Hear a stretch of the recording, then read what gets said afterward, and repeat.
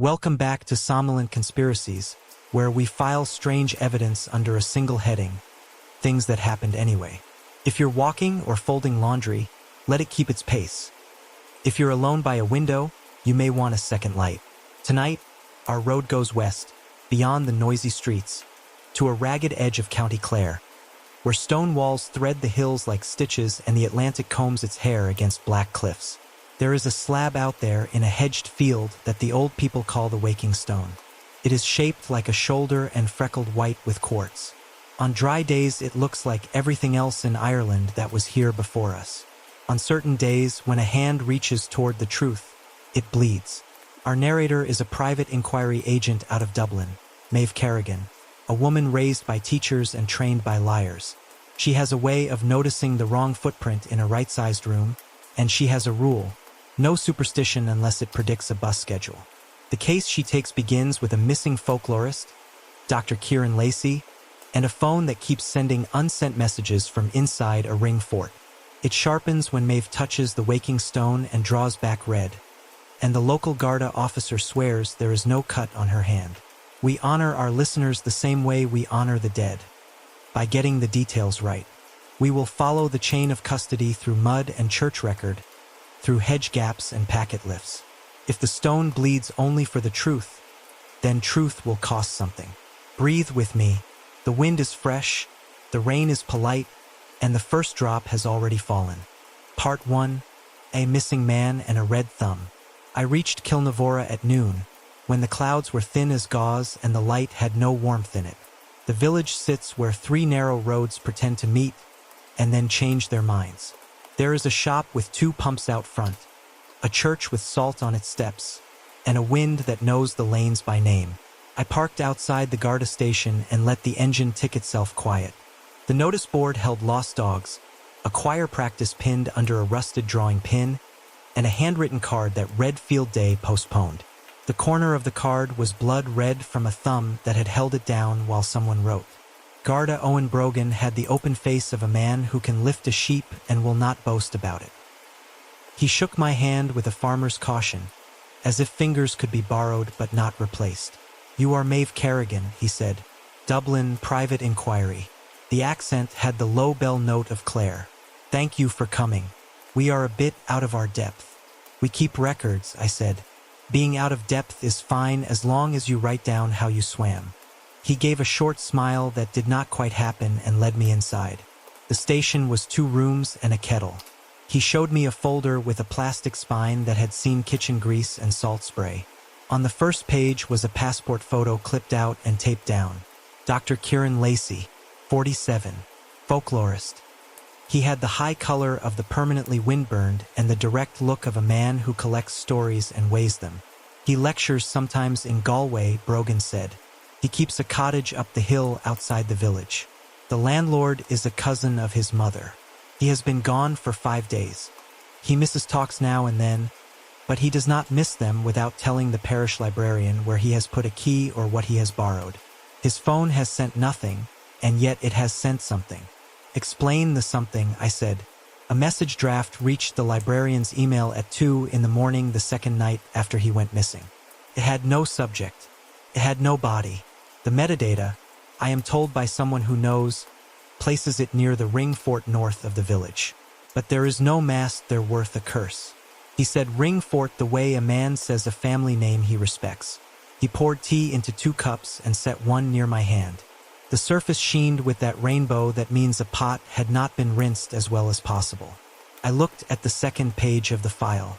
A printout of a grid map, X marks of pencil, Lacey's neat notes on parish boundaries and hedge lines, dates next to a quarry company's title, a small square labeled waking stone with an arrow as neat as a clerk's. "That stone," Brogan said as if I had asked. "The old people call it that, the waking stone. I do not find that it wakes anything. I find that it sits where it has sat since men carried it into place when there were kings without crowns. But I do not joke about it in a bar." "Good. We will not joke here either. Have you touched it?" He shook his head. "I do not touch it. I do not step on church graves either. Some things are not for stepping." We drove out toward the fields. the road unspooling between dry stone walls that have held their line through more storms than I have fingers. The hedges were glossy with recent rain. A field gate stood open as if waiting for a flock that had not yet made up its mind. Sheep regarded us and resumed chewing with quiet contempt. The sea was a low sound beyond the hills, like breath through linen. Brogan parked by a copse of hawthorn. The fort was a shallow ring of bank and ditch softened by years of grass. It held the sense of a room without walls. In the middle of the nearest field, the slab lay half-sunken and half-proud. Flat as a table, white freckles of quartz scattered across its shoulder. The top was clean in the way that a thing can be clean without being touched. The grass around it had the low look of sheep work. There were no offerings. There were 2 cigarette ends that the wind had not yet learned to move. I put them in a bag. I took photographs from 4 corners and 1 overhead with the phone held high. I measured the slab both ways and wrote the numbers in a notebook. I ran a dry swab across a line of quartz to gather pollen, dust, hope. Then I set the notebook aside and knelt. "Do you want gloves?" Brogan asked. "I want a baseline," I said. "Clean hands first. Then we repeat gloved later." He stood with his hands in his jacket and the wind working the hem. I put my left hand on the stone. It was cool and slightly damp. There was a nothing feeling that can belong to old stone or brand new glass. The sense of skin over something that pays you no mind. I waited. There is a rhythm to this kind of waiting that is not unlike listening to a clock that has been moved to a different room. Your ear looks for the tick and finds the frame instead. I lifted my hand after 5 seconds. Came away clean. I looked at the palm. Clean. I set it down again, this time thinking as if I were about to ask a question in a room where no one would admit the exam had begun. The surface had a faint warmth from the first touch. I counted to 15. A dot rose near the heel of the palm. It shone like new paint in dull light. I blinked once and did not blink again. The dot grew to a bead. It rolled and held. When I lifted my hand, it slung itself into a thin tail and broke. There was no cut. The skin was not even abraded. The blood sat like an answer with no words behind it. Brogan breathed a quiet word that did not concern me. He took 1 involuntary step back on the wet grass and stopped himself. He was a man who keeps lines. His face was pale under the windburn. He said nothing useful for a long time, which was the most useful thing he could have said. I held the hand still. I watched to see whether the skin would swell or blanch or divide. Nothing. I reached for a clean swab and took the bead from the surface of the slab itself, not from my palm. The cotton drank it dutifully. I dropped the swab into a tube and capped it.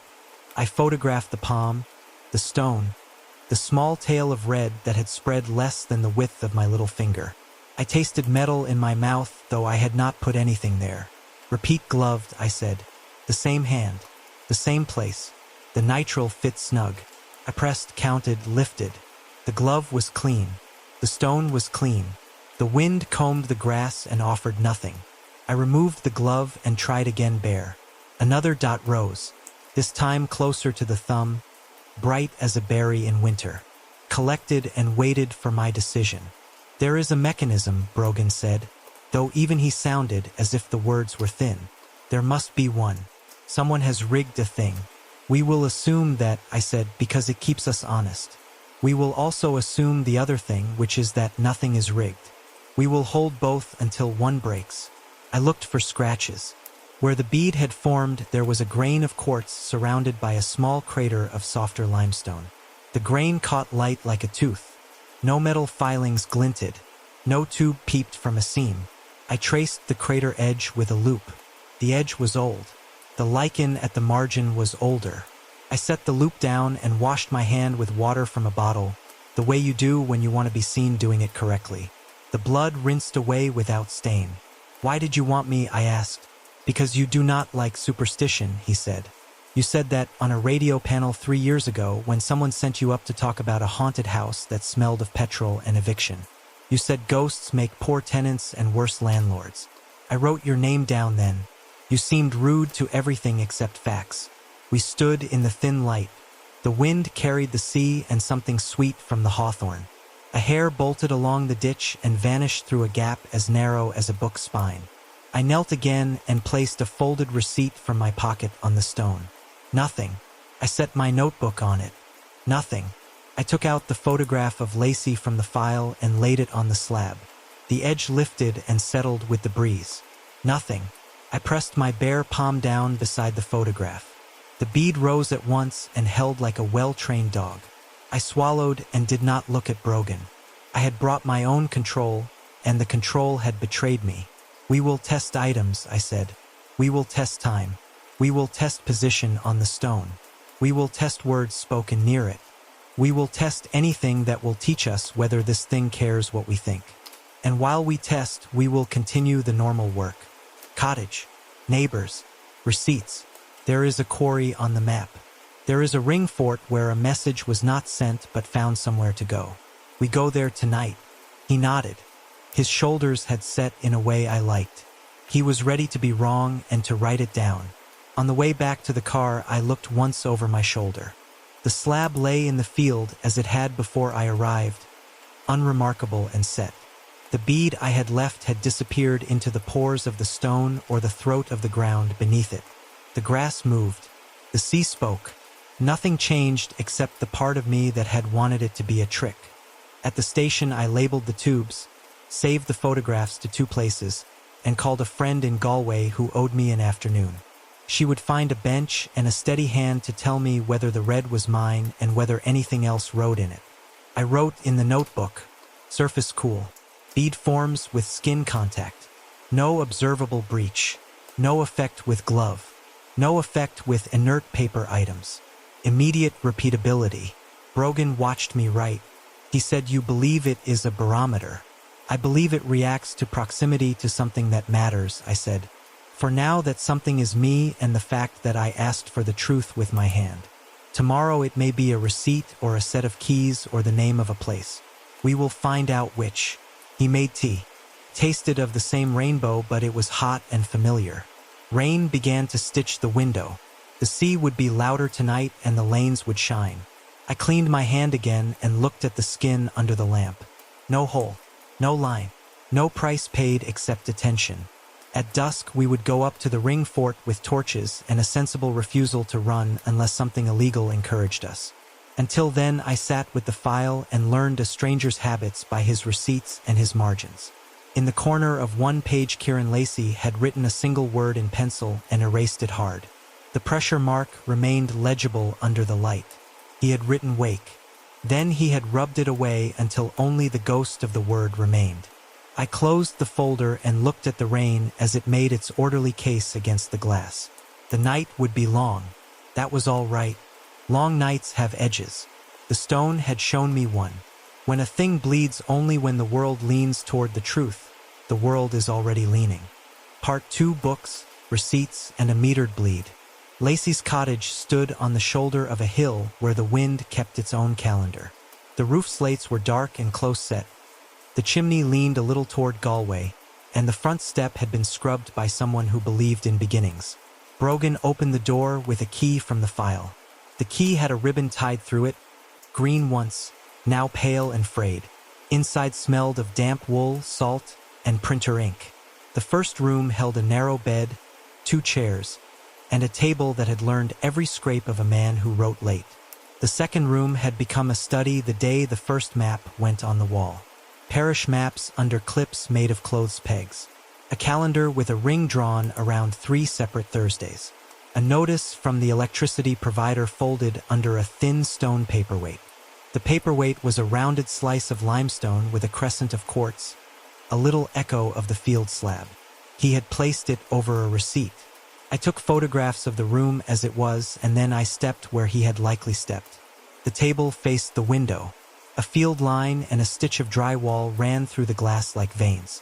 On the table were a stack of parish ledgers on loan, a magnifier, a jar of pencils sharpened down to their names, and a thumb drive in a clear case with a piece of masking tape stuck to it. The tape read Banshee Acoustic in bright block letters. The letters had been written with the force of a man who expects rain on his tools. I held the drive up to the light. No brand on the plastic. Affordable. Disposable. The kind you give to a friend when you are not sure you will see them twice. The laptop on the table was shut and had a ring of tea on its lid. I did not open it yet. I looked at the wall instead. Besides the parish maps, there were 4 sheets of notes on Ogham inscriptions with transliterations in pencil, his hand neat and firm. He had circled 3 stones in the county and drawn a small line from each to the ring fort north of Kilnavorra. The receipts under the paperweight were for fuel, bread, and a single payment to Farron Quarry for the hire of a small pump and hoses 2 weeks before he went missing. Facilities manager name left blank. The quarry stamp was crisp. The amount was modest, enough to get a man a day of machinery that should not be near a ring fort. Brogan stood by the door as if he did not want to touch the furniture. He did not belong to the cottage, and he was giving the room a chance to let us know if it belonged to us. In a tray by the window I found 2 postcards. The first was a picture of Inishmore with a black cat in the foreground. The second was a detail from an illuminated manuscript showing St. Bridget with a lamp held like a secret. No messages. Stamps affixed and never posted. I opened the laptop. It woke to a password prompt with the patient look they all wear. I used a small device of my own to read the storage without changing anything visible. The folders were ordinary. Coursework, folklore notes, a directory labeled field audio. Inside were files arranged by date. The last full clip had been made 6 days ago near midnight. The next file was damaged. The one after that was a null entry with no size and a date that showed the second night of his disappearance at 2 in the morning. I did not touch it. I copied the folder to a separate drive and shut the laptop again. The thumb drive was separate work. On it was a single audio file and a text document called README. The document was short. It said recorded near the fort. Wind strong. Rising voice. Do not follow if it carries. It also listed the position of a small stand of hawthorn and a stone called the waking stone. He had written that the stone did not bleed for him. He had added that he did not know what it did bleed for. I plugged the drive into my recorder rather than the laptop. The speaker gave the first inch of silence. Then the wind came in like a cold before rain. The sound of a body lying on grass is thin and whispery, and you can hear it in microphones if you know what it is. A click that could be a ring on a flask. Another click that had a pitch to it like metal striking a loop. Then under the wind a voice rose. It was not singing and it was not words. It was the steady lift and fall of breath given shape. The nearest common word is keening, but what I heard had no grief. It had purpose. At the edge of the file a whisper said do not. The microphone clipped the breath and then the file ended. I played the last 10 seconds again. The do not was a voice pitched low, a short bite of consonants with no shape behind them. Wind and metal made the rest of the sentence and did not care what it said. Outside the window a shape passed the glass. A woman walked through the gate of the small field with her hands in the pockets of a parka and her eyes on the house. She had dark hair pulled into a quick knot and a face that had known sleep recently and not well. She knocked. Brogan stood aside and I answered the door. Niavoche, she said. I live 3 houses down. The cottage keykeeper when he is on the road. Are you the ones looking? We are, I said. Come in. She stood in the doorway as if she would keep her shoes outside out of habit, and then stepped across the threshold when the wind pushed at her back. Her gaze counted the maps without staring. She touched the window frame with one finger as if to check for rot. He borrows our children's instruments for the school fair, she said. Tin whistles, bow rattles, strings for kites. He does not return them on time, but he returns them with notes. He brings brown bread from the woman at the shop. He tells me the saints were not always saints and that people made them out of old patterns with swords and butter churns. He asked me if I had heard the keening. I said I had heard the wind. Did he argue with anyone? I said. She pressed her lips and then let them go. Declan Callery of the quarry thinks he is a stone in the roadway. Kieran wrote the parish about trucks using the lanes after midnight. He said he did not care about lanes. He cared about what they were carrying and where they were laying it down. He said the hedges have roots under the ground that carry water and sound. He said men with machines forget the sound of roots. Do you wear a pendant? I said. St. Bridget. She lifted a hand to her collarbone and stopped halfway. The habit was there. The pendant was not. She frowned. Keep it on, she said. I lost it yesterday. The chain caught in my classroom door, and that is my best guess. If you found one in a hedge, it might be mine. I would like it back whether it is holy or not, though I do not suppose holiness keeps good books. I nodded.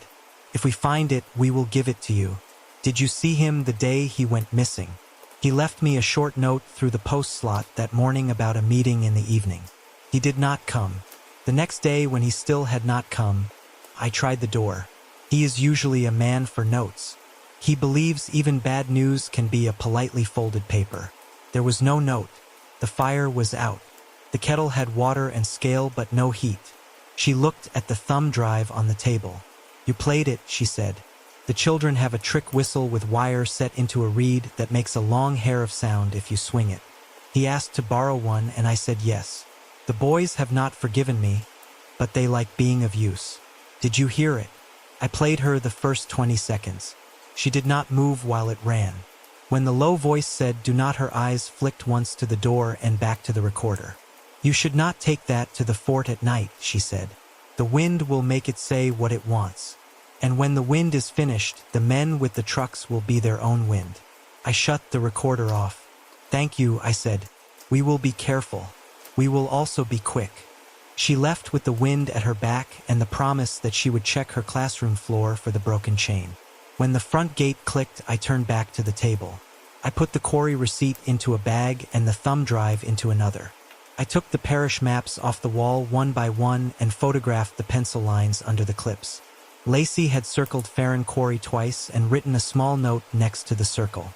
It said daytime water low. Night lift.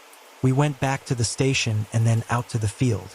The light had the bruised look it wears just before the last of it goes, and the sea had grown louder. I laid the parish map on the waking stone and pressed the edges flat with 2 coins. The paper lay there like a towel on a bench. Nothing. I laid the quarry receipt on the slab. Nothing. I took out the thumb drive and set it on the quartz freckle near the place my palm had bled. At first, there was only the shine of plastic and the wind. Then a smear formed where the drive touched the stone. It did not bead the way it had under my hand. It spread thin, a fine film, as if humidity had turned red in a single spot and chosen a line to follow around the casing. It reached the edge and stopped. It looked like sweat. Brogan held his breath and then let it go. He is not a fanciful man, but he is a neat observer when neatness will not cost him his self-respect. He leaned in. The smear did not move. Timed, I said. Influenced by a thing that carried sound or by an act that was close to truth. The stone does not care about maps. It does not care about money. It cares about what was done. I capped the drive in a bag and wrote thin red sweat on the label because names keep a person honest. I held my palm over the slab again and thought about nothing, and nothing happened. I thought about a man who went to a fort at night to show a place it was being used for what it could not bear. A red bead rose under the heel of my hand. The wind came stronger across the hedge. It had the lift and fall of a voice-given shape. I told the wind that we had heard it on a cheap drive and on the backs of boys' wires. I told it we would listen again at the place it liked best. Then I took the receipt and the map back and packed the bags as if they were glass. Night was coming and it had a use for us. Part 3, Night at the Ring Fort. The lanes to the fort were slick and shining like the scales of a patient fish. We walked them with our torches down at our knees so the light would not tell the hedges where we were. The sky had a skin of cloud and the sea was the slow drum that keeps time when no one else will. Cattle in a far field breathed in the dark and turned their heads and forgot us. I counted gates. I counted my breaths when the road climbed. By the time we reached the low bank and the shadowed ditch, my coat had a rim of wet at the cuffs and my shoulders had learned the shape of the night. The ring fort was not a ruin so much as a memory that refused to leave. The bank rose barely to my waist, tufted with grass and thorn. Hawthorn trees shouldered together on the north arc as if they had grown in a wind that always came from the same quarter. In the center, the grass had the close-cropped look of sheep. A hare bolted from the ditch when Brogan took one step too near its hole. It went like a thrown thought, curved, and vanished through a gap no wider than a prayer book. The silence that followed was full of small things that had learned to live under bigger things. We went soft-footed across the interior. I stood and let the wind walk through me while my ears learned the shapes it carried. There was the long pull from the sea, the close hiss of grass, a click from the fence wire where a staple had loosened on a post. Then, as if a distance had leaned forward to say a name, the keening rose. It was not loud. It was not near. It was a line among lines, a thread laid over the others.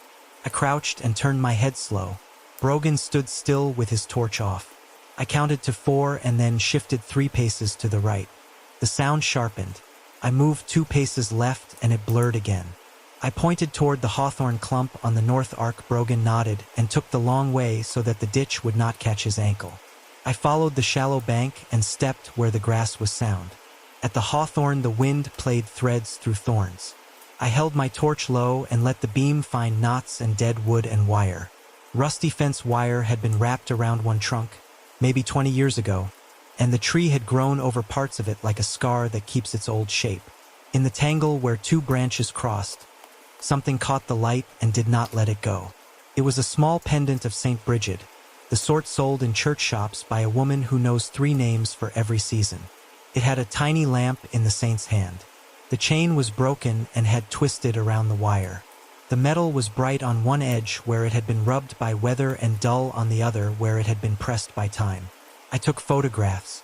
I did not touch it yet. The keening swelled slightly and then eased, like the breath of a singer who is pacing herself for a long song.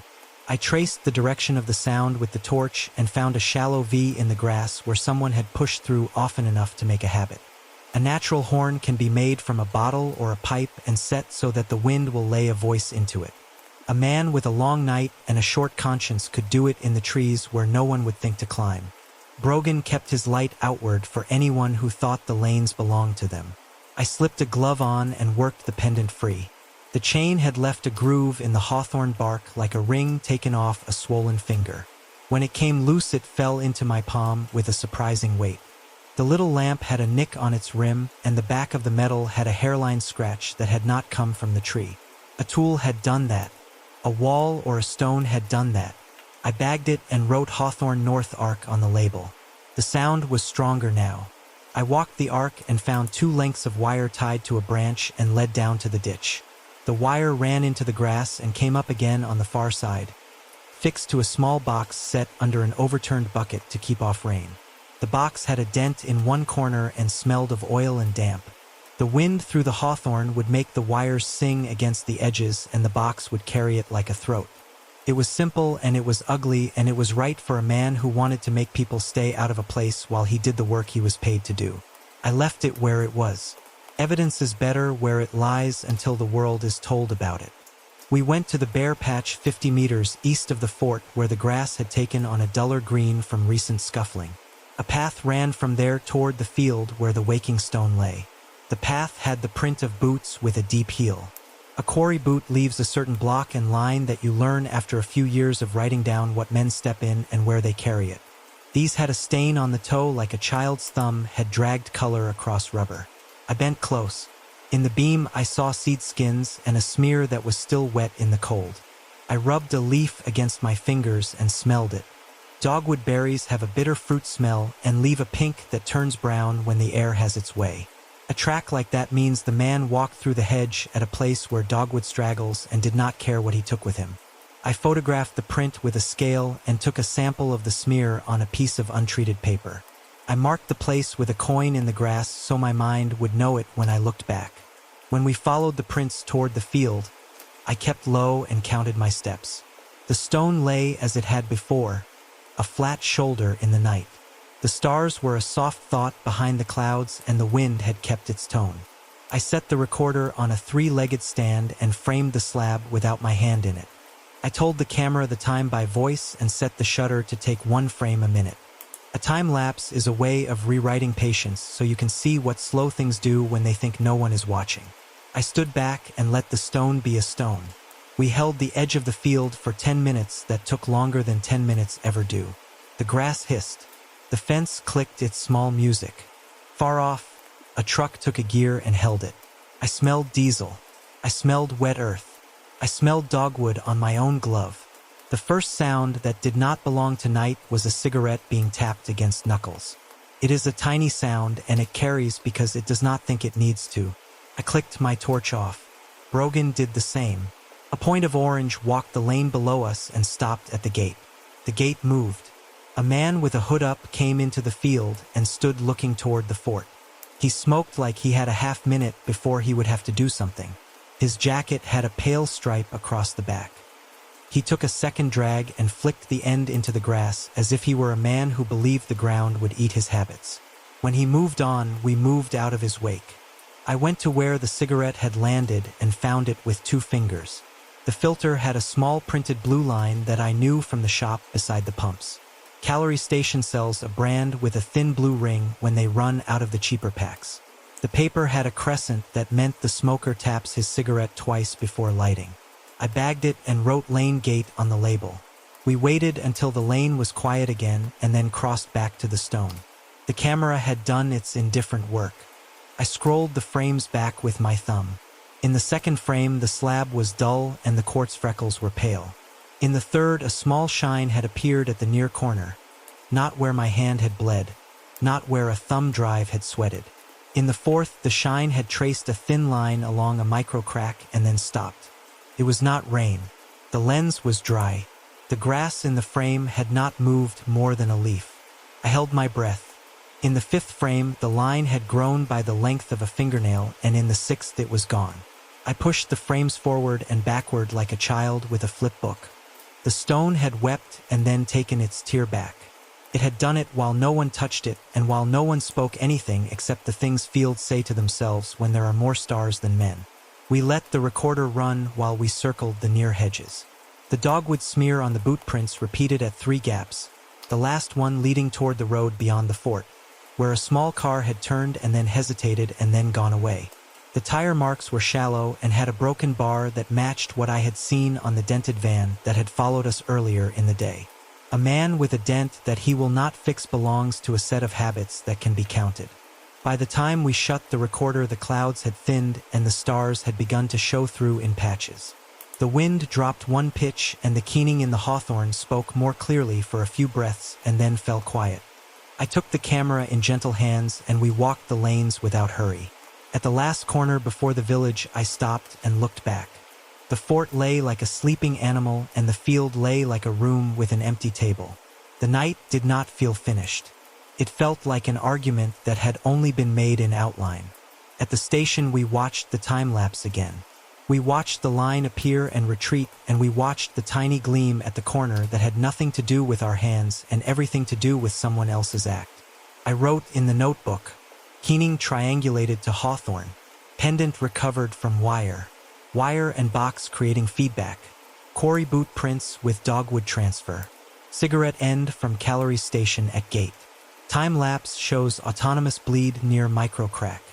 I underlined autonomous because it would be the first word to be laughed at in daylight. The truth does not mind being laughed at when it has a spine. Before I slept those few hours a case allows, I set the pendant on a clean tray and I set the cigarette in a box and I set the camera to charge. I took the small bag of dogwood stained leaves and held it above the waking stone in my mind. A habit I have when I want to see whether a thing will teach me its order if I hold it still enough. The room was quiet. The sea kept time. The stone kept its own counsel and would speak again when the right word was placed where it could hear it. Part 4, The Quarry's Paper Lies. Morning brought a clean wind and the kind of light that shows more than it softens. We took the lane to Farron Quarry, where rock lay in squared stacks like a tidy form of violence. The yard smelled of diesel and limestone dust. Men in high-visibility jackets moved like chess pieces set to repeat a drill. Declan Calorie came out of a prefab office with his jacket unzipped and his smile zipped tight. "You are the private one from Dublin," he said.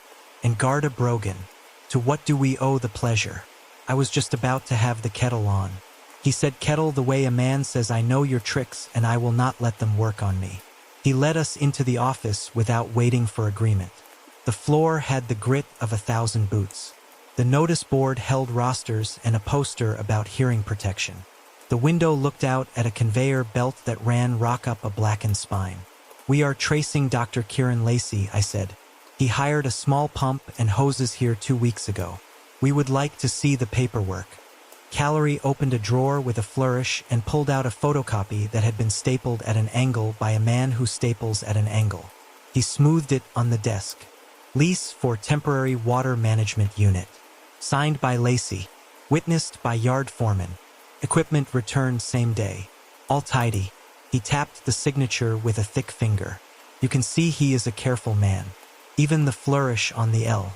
I looked at the copy. At first glance, the signature had that easy arrogance a practiced hand carries. At second glance, the grain of the toner hid small tells. The loops looked too black in their curves and too pale at their tails. I put the loop down and let the paper pretend to be honest. What did he want with a pump, I asked. Water in the ditches is everybody's problem, Callery said. If you are making a walkable site for a school demonstration or whatever it is those folklorists do, you move a little water and then you put it back. We are good neighbors. We know the parish depends on us. He turned the charm 2 notches and Brogan let it pass. The foreman came in at a nod. A thin man with careful hands and a mouth that set itself when he was counting. His name was Powdeye Flynn. He shook my hand like he meant it and then let his eyes rest on me as if he was curious about whether I meant mine. You witnessed the lease, I said. I did, he said. He liked the kit. Said it would keep a demonstration clean. I told him to bring it back washed. He did. Where did he use it? He took the trailer out himself, the foreman said. No record of where he drove it. We are not his minders. No offense. Callery clapped the man on the shoulder and sent him back to the yard with a look that measured how far a shoulder will turn before it cracks. When we were alone, he leaned against the desk. His smile grew smaller and more expensive. I know you found him playing around the ring fort, he said. I know because people tell me things when they fear their gates will be blocked and their deliveries will rot. He had a problem with late-night traffic in lanes older than the idea of a speed limit. I told him we are lawful. I told him if he had a bone to pick, he should pick it with the council and not with my trucks. We left with a copy of the copy and the permission to look at the pump yard uselessly granted. Outside, the sun glanced off the dent in the rear panel of a white van parked to the side. The dent I had seen in the lane. The plate had grit on it. The driver smoked with his head down. On the road back to the village, a figure stood on the verge and watched us pass. A yellow slicker hung to mid-calf and the hood hid the hair. The face was turned away. The stance was a line drawn in a margin by someone thinking of something else. I caught the eyes at the last second. They did not look at me. They counted my wheels and my speed and set them in a ledger. We kept going, and so did the watcher. In the mirror, the slicker turned into the mouth of a lane and vanished. We went to the parish office and asked for the ledgers with a politeness that left no room for a refusal to be called anything except what it was. The clerk was a narrow man named Kelleher who smelled of starch and erasable pen. He fetched a thin folder that had Lacey written on the tab in a steadier hand than his own. We will need the original of the lease, I said. The one Lacey signed. The quarry showed us a copy. Kelleher pursed his lips until they were almost colorless. He took out a document from the back of the folder. It was clean and had a thin film of dust that meant no one who meant harm had touched it in a week. He laid it on the table and stood back. The signature was wrong. Not absolutely. It was wrong in the way a violin that has been tuned by an ear half a tone out is wrong. The micro scratches that a pen leaves when it rides paper with a certain weight were where they should be for the first half of the name, and then they were gone where the hand has a habit of lifting at the end. Someone had lifted a signature and pressed it down again with a method that works on people who like tidy stories. I ran the loop over the loops. The ink had tiny islands where a stamp or transfer had failed to deliver pigment into the valleys of the paper weave. When a real hand writes, ink sinks unevenly where the fibers resist and collects where they invite. This was too even in the wrong places. A man clever with office machines had been asked to be a better liar than the machine would let him be. We took the original to the waking stone. I wanted to see what a piece of paper would do when it carried the weight of a lie and also the shape of a truth. The field was quiet. The slab lay in its place as if it were not waiting. I set the parish original down on the quartz freckles with 2 paper clips as weights. I said out loud what the document claimed and what I believed the document to be. For a full 10 seconds, nothing happened. Then a line formed under the line of the forged signature. It was not delicate. It moved as if pushed by a pulse. It spread a thumb width and then a palm width until the loop of the L was ringed in red. Brogan breathed in once and did not let the breath go. He had the look of a man standing in a doorway between one room and another, trying to keep both doors open long enough to see the furniture. I removed the parish original and replaced it with the quarry copy. The paper took the same light. The wind touched the top corner with the same mild hand. Nothing. The slab stayed the color of stone. I waited. I pressed one finger to the copy and thought the words I had spoken before. Nothing. The copy was a ghost that did not cast a shadow. I bagged both items with labels longer than I usually allow. Parish original signature shows lifted transfer in loops. Stone responds with arterial smear under signature line.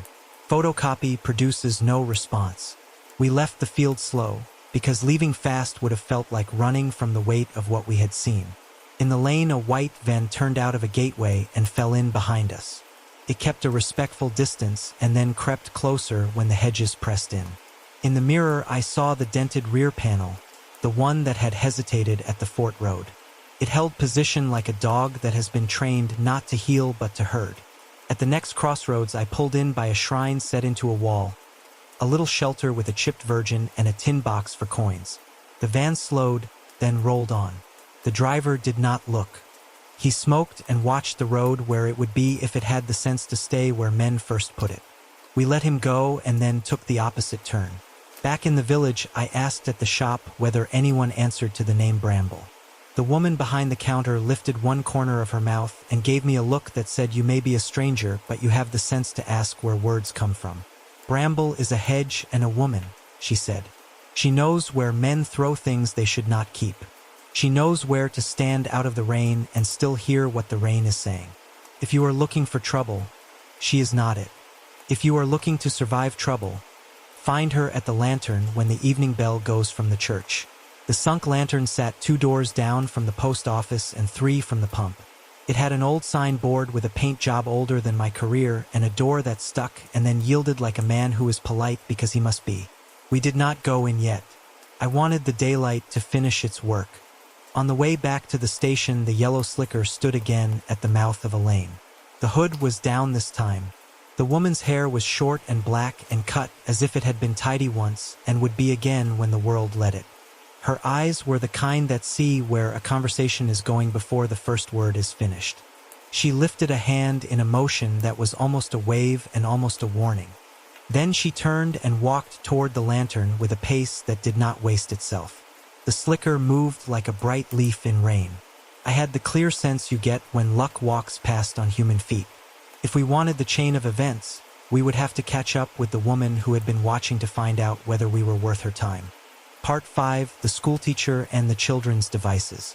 The school sat on a rise above the village, whitewashed and square, with a bell that had been painted so many times its rope looked like a vein running into a covered heart.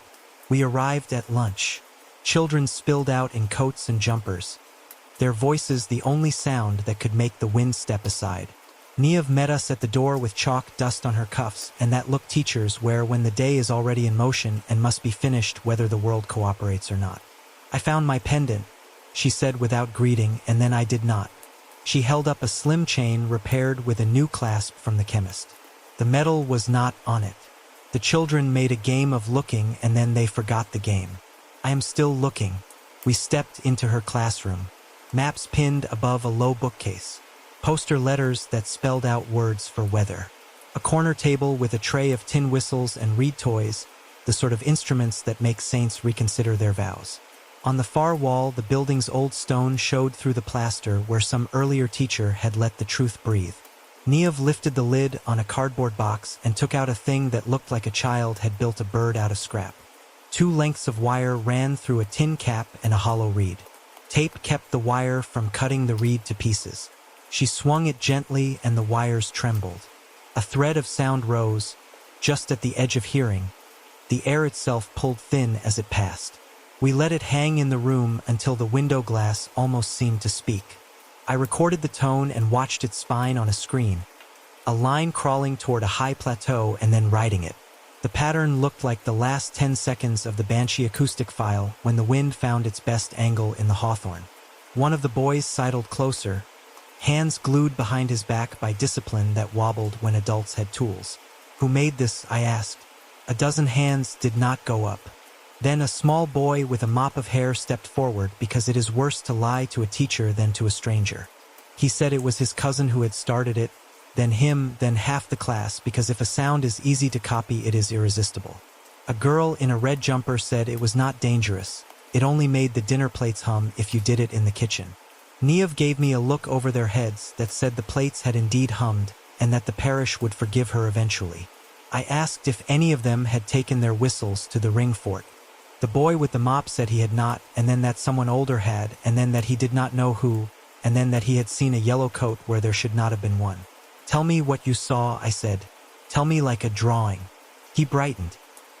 He pulled a battered copybook from his bag and flipped to a page that had been pressed over hard with a pencil and then softened by the passage of a hand. He had drawn the fort as a circle with teeth, the hawthorn as a shaggy crown, the wind as arrows that all pointed left. Off to the side he had drawn a woman in a long coat with a hood. The coat had lines running down it like rain made solid. In her hand she held a small rectangle. The boy had drawn a wall with a gap like a mouth. The rectangle was halfway into the wall, into a place where the stones were darker. She was putting the phone in the wall, he said with satisfaction, as if he had caught the logic of a trick. "You can hide it if you break the mortar and then push it in and then put pebbles on the top. It still hears. Daddy does that with the baby monitor when he goes out to the shed." "Did she look at you?" I asked. "No," he said. "She looked at the sky like a person who counts to 10 because there is a noise in the wind and you do not know if it is for you." He showed me another page. The yellow coat again, smaller, standing at the corner of a pub sign that said the Sunk Lantern. He had drawn the lantern as a jar with light pinned inside it. The woman held the hood with one hand and put her other hand inside the jacket with the quick motion of someone taking off a bracelet or checking a watch or making sure a secret is still a secret. Brogan crouched so the boy would not have to look up to hand him the book. His face softened in that way it does around children when a man decides to be both large and gentle in the same breath. He pointed to a hasty cluster of squares in the drawing. "What is that?" he asked. "Cameras," the boy said. "My uncle has them for foxes. They catch the badgers too, and then he shouts because he likes the badgers. There is one on the fence by the field that floods. It is not ours. It has a strap like a belt and a buckle that rusts if you lick it." Niamh made the small sound adults make when children reveal they have been looking longer and more accurately than anyone believed. She said, "Whose is it?" and the boy said it belonged to a man with a hat who gave him a sweet and said, "Do not touch or it will shock." We took a walk at the interval when the children were set loose and their voices stitched the yard into a bright cloth. The fence beyond the lower field held a camera, just where the boy had drawn it, half hidden in the moss at the corner post. It faced a gap in the hedge where someone had squeezed through often enough to create a habit.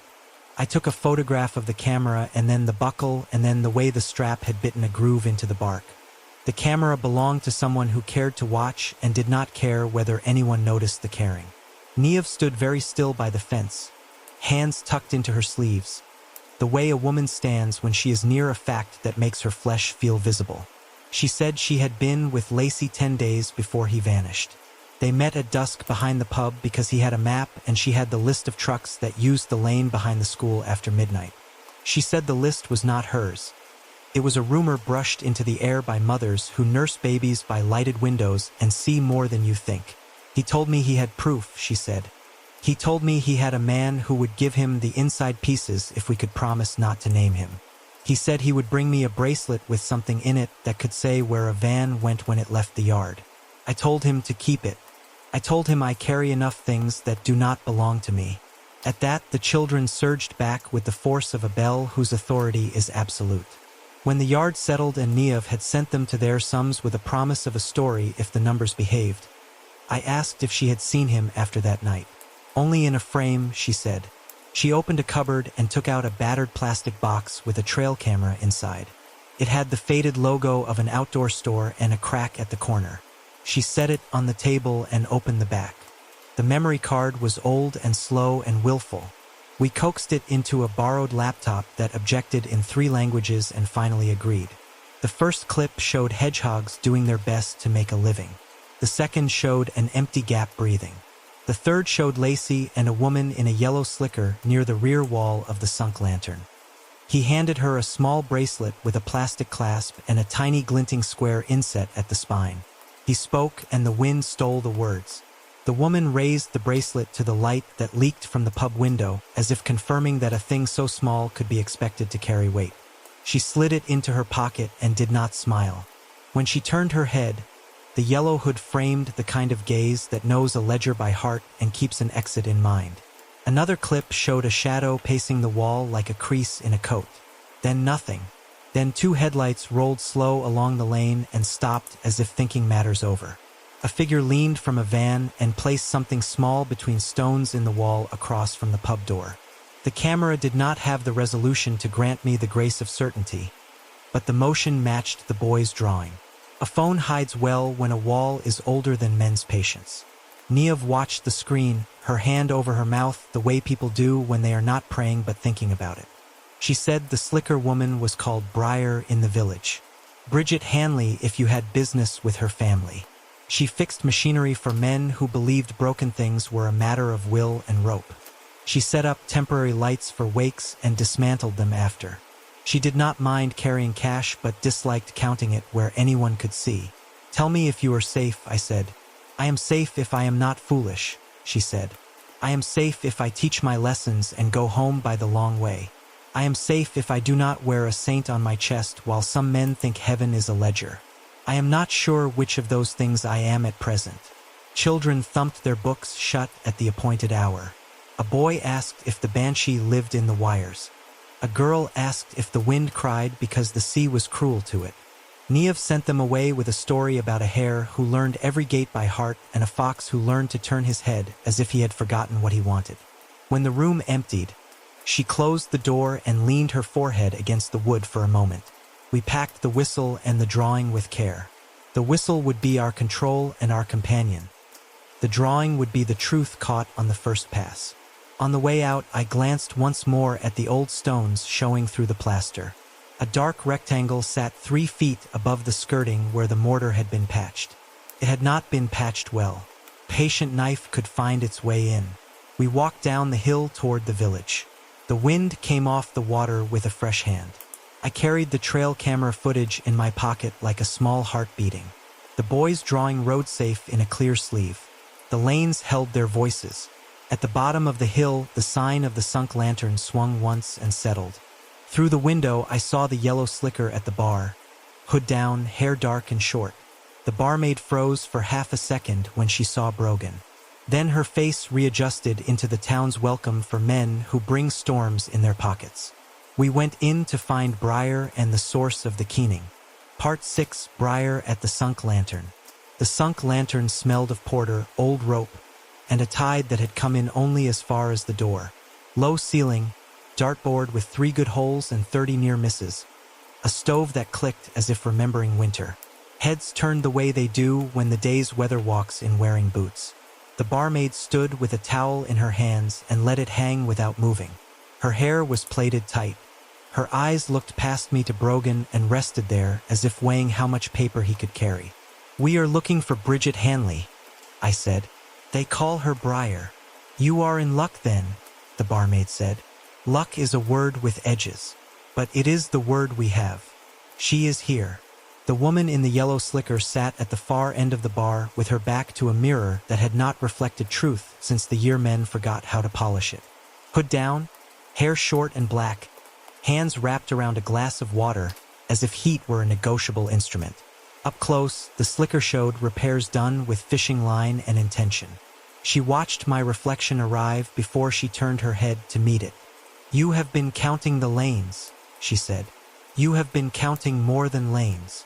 "I count whatever will still be there in the morning," I said. "Maeve Kerrigan." "Briar," she said. "If you are here for stories, you will buy them dear. If you are here for what keeps people alive, you will buy that dearer." "Garda." Brogan inclined his head. He did not stand like a law in a bar. He stood like a neighbor who carried a key for when someone's lambing came early. "Drink," the barmaid said, firm as an instruction. She set down 2 glasses before we could refuse. "You will not interrogate on my wood. You will talk like people who want to leave the room with their bones aligned." "Fair," Briar said. She studied me over the rim of the glass. "You found the wire whistle. You found a voice in a tree. You found that a stone knows more than it should. You came here to ask where the sound began and where the smell of oil goes when night has finished with it." She slid a small object from the pocket of the slicker and set it on the bar. A bracelet, plastic clasp, plain as a schoolyard, with a faint seam along the spine. Inset in the seam, a square no bigger than a fingernail, metal glint dulled by scratches. "This rode on a wrist and learned to speak to a machine," she said. "There are pallets of such things in yards that hope you will never need them. You can tag machinery for audits. You can tag boxes to count. You can tag men when you do not trust them. I borrowed one when I did not trust somebody and did not trust that I would ever again be asked to do something honest." Her jaw set. She had the look of a woman who has been paid too many times to keep a door open and now preferred to name the door and shut it herself. I turned the bracelet in my hands. The glinting square had been pried once and pressed back. Fine scratches ran in one direction, tool marks from a workbench where a light was poor. "Who wore it?" I asked. "A van did," she said. "Calories. The one with the dent you keep noticing because it is a dent that means a man drives by habit, not plan." Lacey had asked me about the lanes. He knew there was dumping. He did not know where. He said he had to prove it to people who believe nothing unless it has a stamp on it and a face they can blame when the stamp leaks. I told him I would not step in the light with him, but I would give him something small that would make a noise where I told it to. He slipped this onto a strap near the rear wheel well when Calorie drank his tea with his head turned toward the wrong story. "Why help him?" Brogan asked. Briar lifted the glass and set it down again. "Because I fix things that are meant to be fixed. Staging for wakes. Generators for the church hall. A man who wants to make a field quiet cannot have quiet if a pump runs where no pump should run. That turns into sick animals and black water and mornings where you wonder why the nettles give up a year before they should. I will not fix that." "Where did the bracelet say the van went?" I asked. "West of the fort to a field with a borehole cap disguised under brush," she said. "Twice the first week and 3 times the next. The tag pinged in a line that crossed land nobody grants access to after dark. The parish has a line in a ledger that says so. But the line in the hedge is older and did not get the message. He was set to go and lift the cap when the night was kind. He asked me to show him how to leave no marks that would not belong to a sheep. I told him I am not a sheep and he is not a fox. I showed him anyway. He walked like a man who knows where the ground is new. The bar's mirror held the ghost of a man at the far table rotating a beer mat under his finger. The barmaid moved without fuss to wipe a spill that no one had made, placing herself between us and anyone who might care to listen. "Lacey met you here," I said. "Not only here," she said, "but yes, he was a man for daylight and good paper. I told him that when night is the paper you write on, you burn it when you are done." He laughed like a person who still believes dawn will always come and find him exactly where he has set his cup. I liked him. He did not ask me to believe anything I did not see. He just asked me to look where he pointed and tell him whether the ground moved when it should have stayed still. She reached again into the pocket and produced a flat black rectangle wrapped in cloth. She unrolled it to show a phone with a cracked corner. Scuffed. No case. "He asked me to hide a listener near the lantern and another near the fort," she said. "He wanted to catch voices of men who talk only to wind and engines. I gave him one with a dead screen and a live ear. I tucked it into mortar across from the door. Someone else tucked it into the hawthorn. That one did not last long, but it sang to him once. The wind can be taught to carry what is not its own." "You kept the bracelet," I said. "For a time," she said, "and then I put it where it would count more than in my pocket. On the night before he went missing, I traced the van to the borehole, then back to the yard, then to the field by the fort where the ground sinks under a man's weight even when he swears he is light. The tag says as much as a witness who wants to live. It will not stand up in the kind of court where men like Callery keep their hats on, but it will tell you where to dig and how fast to call for help if the sky turns red. The barmaid set a small plate of bread and cheese between us and said nothing. It is what a good bar does when it decides a conversation should last as long as a comfort can be arranged. I set a note on the wood by way of thanks. She did not glance at it. She had already counted who would leave with whose bones aligned. "Come with us," I said to Briar. "Bring the bracelet. Let the stone listen." "The stone does not need me," she said. "But yes, it will do." We walked out as the bell from the church rang Angelus and somebody's laughter failed to become joy by a narrow margin. The wind pressed the slicker to her shape and made the lines of her build look like a drawing in charcoal. She moved without wasting a step. The road out of the village glossed itself under a new wash of drizzle, then dried in the wind's sleeve. We crossed the last gate and came into the field where the waking stone lay with that stubborn calm only old things can achieve. I took the bracelet from her and set it on the slab. Nothing at first. We waited. The white freckles of quartz looked like salt on a cutting board. The wind ran straight out of the west and made the grass speak. Brogan folded his arms and unfolded them. Briar stood with her hands in the slicker pockets and her face turned half away, listening to something behind the wind as if it were a name being tried out for size. A dot formed beneath the bracelet. It rose quick as a pulse under the jaw.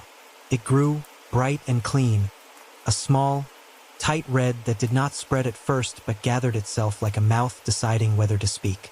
Then it ran. It ran a narrow line along the edge of the glinting square inset in the plastic. It beaded at the corner, dripped once to the stone, and then steadied again in a fast shimmer, like sweat in hard weather. It beat twice in that shimmering way. Then it stopped. No fade, no slow surrender. It was there and then it was not, like a heart cut. Briar exhaled. A small sound that was not quite relief and not quite grief. "That is what I saw in it," she said. "The beat of something that meant to go on and then did not. I filmed and I spoke the time and the weather and the names of the three of us. I held the camera close on the line that had dried to nothing at the edge of the plastic. I lifted the bracelet and turned it over. The seam was clean. A tiny burr caught my nail at one corner where someone had opened the casing to fit the microtag and then closed it again with a tool that had taken a sliver of itself in payment. "The tag still has data," I said. "If it did not drown in the days between." "It did not," Briar said. "I kept it dry. I kept it near the stove when the rains came. You will read it and it will tell you the field that wants to pretend it is only a field." We stood a moment longer in the company of the stone. The drizzle lifted. A sheep bleated as if to say it had miscounted its own feet. Far off, a truck changed down. The sound came thin and exact, like a nail driven straight. "Declan will come looking soon enough," Briar said. "He has men who watch and men who are paid to pretend they do not. When he does come, he will come loud and then soft. Do not answer to either voice. If you want the ground open, you will need more than a bracelet and a stone.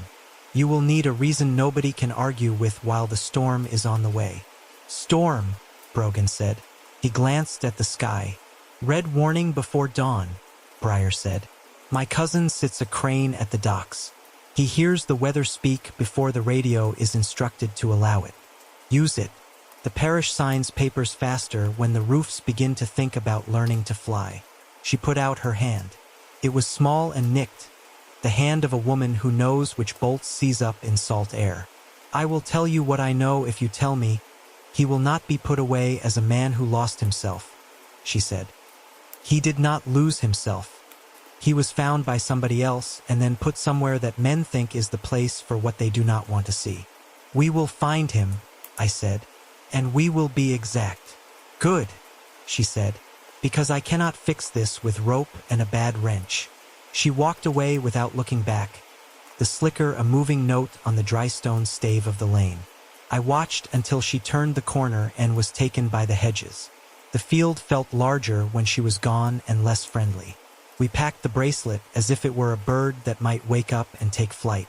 The stone looked like stone again. The wind hardened. The sea raised its voice. If a heart had been cut, there was still a body for us to find. Part 7, Borehole, Oil, and Bone. The tag in the bracelet was a small spine of numbers, stubborn but not encrypted. I read it at the station with the care you give a thing that has watched while you slept. On the screen, the points arranged themselves in a patient sequence that favored 3 lanes and one field that did not look as if it wished to be visited after dark. The path went north of the village, west of the fort, and then west again across land that had been scrubbed on a map to the color of ignorance. We drove under a sky the color of unpolished pewter. Wind from the south pressed low, thick with the sea's warning. Brogan took the lanes as if they had a pulse. At a bend marked by a hawthorn blown to one side permanently, I had him stop. The coordinates said we were close. A field gate stood ahead with a chain looped in the manner of people who like to make you think there is a lock without buying one. The padlock was cheap and had not been closed. A sign tied to the wire read rough grazing and offered nothing else. We walked along the inside of the hedge instead of down the middle. Sheep watch the middle. The hedge has ears. The ground dipped and then leveled, and the grass gave underfoot with the resilience of a mattress that had been turned too often. A line of reeds marked a shallow channel that should have carried rain but had been encouraged to do something else on nights when the moon was poor. Under the reeds the water was dark and a skin of scum caught the light like oil. The smell was wrong for a place that had not seen cattle in a week. It had the metal tang that clings to hands 3 hours after you have been forced to turn a bolt that did not want to turn. The first piece of hardware we found was the lip of a cap tucked back from the channel beneath a mat of cut gorse and tarp. The tarp had gathered a pattern of pale dust that my finger tasted without touching. Lime and a hint of machine lubricant. The cap itself had been painted the color of peat and given a brush of dirt that would stand to a quick glance. Up close the paint had clogged the letters on the metal and made them unreadable until the eye stopped believing and began to work. The letters were faint but there. A maker in Limerick and a size that said this was meant to sit above a maintenance borehole, not a farm drain. We cleared with hands and then with a small folding spade from the boot. A coupler chain lay coiled under the tarp, its links greased and worn, the grease pilled like old wool.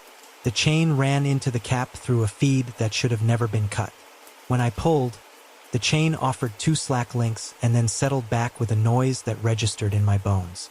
The sound was metal striking a sleeve in a rhythm that was not random. Coupler spacing makes its own music when it runs a load. A truck had been here often enough to teach the land to expect it. Tire marks made old decisions visible. The tread was shallow but distinct. A broken bar pattern that matched the van we had watched nose toward the fort at night and then think better. I photographed the marks with a scale and the way the grass remembered them even where the mud had pretended to heal. The reeds moved in a wind that had not reached them yet. I crouched and parted them with care. Things that wait under reeds like to be left alone. Something pale and small had caught where a trickle of water ran under the mat. At first I thought it was a stick whittled down by chance. Then I saw the nail bed, a finger bone, fresh enough that the sheath of tissue still clung above the joint like a sleeve turned back in haste. The nail was intact and clean. A man had not lived with this bone for at least a day. He had not been in the ground long enough for the river to do the rest. I did not speak for a count of 5 because saying the thing too quickly lets the mind slip past it with a joke. I lifted the bone with 2 wooden sticks kept for this use. It was heavy in the light way bones are, dense, respectable. A thread of skin trailed from the base and broke on the reed. I bagged it as if it were an heirloom and put it in my pocket like something the day might steal if I did not keep it close. Brogan stood with his hands at his sides and the backs of his knuckles pale. He is a man who can lift a sheep, but he does not raise his voice for cheap theater. He looked from the channel to the cap to the chain and then to the sky. The sky was lowering itself 1 handspan at a time. The wind dropped an octave. Weather clears ground for law when law has been taught to hurry. We worked around the cap. There were scrapings on the metal where a key had not been used because the man who holds the key does not want witnesses. The scrapings had regularity, a series of fine parallel lines like the ribs of a leaf. Cutter wheel, not a chisel. Newer marks overlay older. This was not one night's work. This was a habit. The tag in the bracelet had drawn a line to this place in a neat sequence of dates and times. The last ping before Lacey disappeared had sat here for 31 minutes and then vanished as if it had learned to be shy. 31 minutes is long enough to unload something you are ashamed of, or to load something that will save your job until Christmas. I recorded the time and the wind and the smell, because courts like you to remember whether the air wanted rain or not.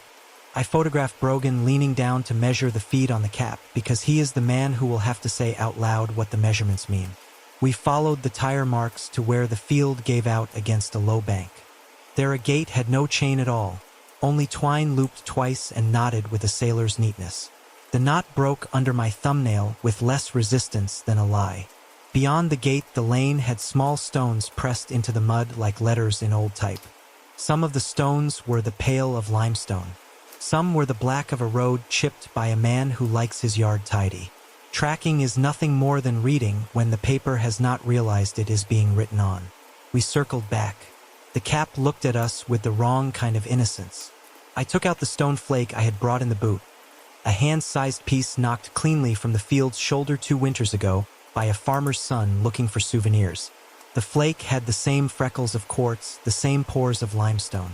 It is a risky thing to carry parts of an old stone around for the sake of an experiment, but risk is part of good work if you can defend the reason.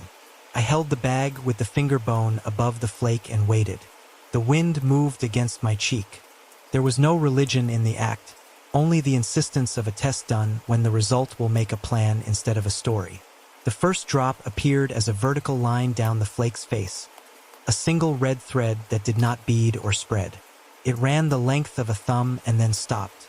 It looked like a mark made by a ruler that had been argued with and then obeyed. Brogan let out breath he had not been aware of holding. He has watched lambs come and go on these fields.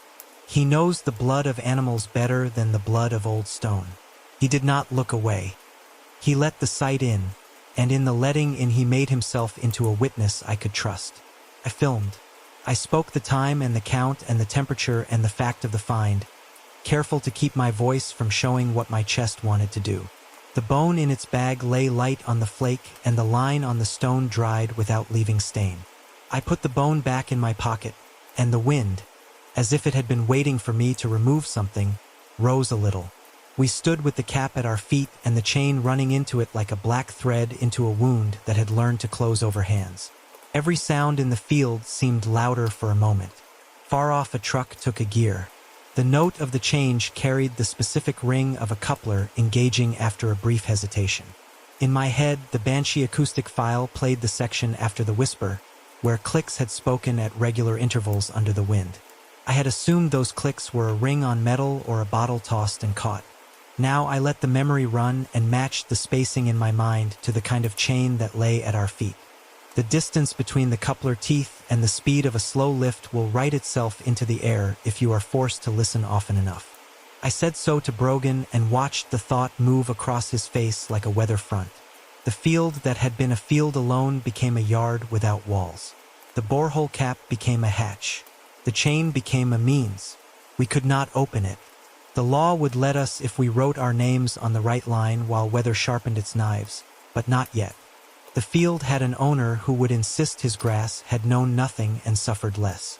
We would need the paper that tells a man he must stand back while his land speaks louder than he does.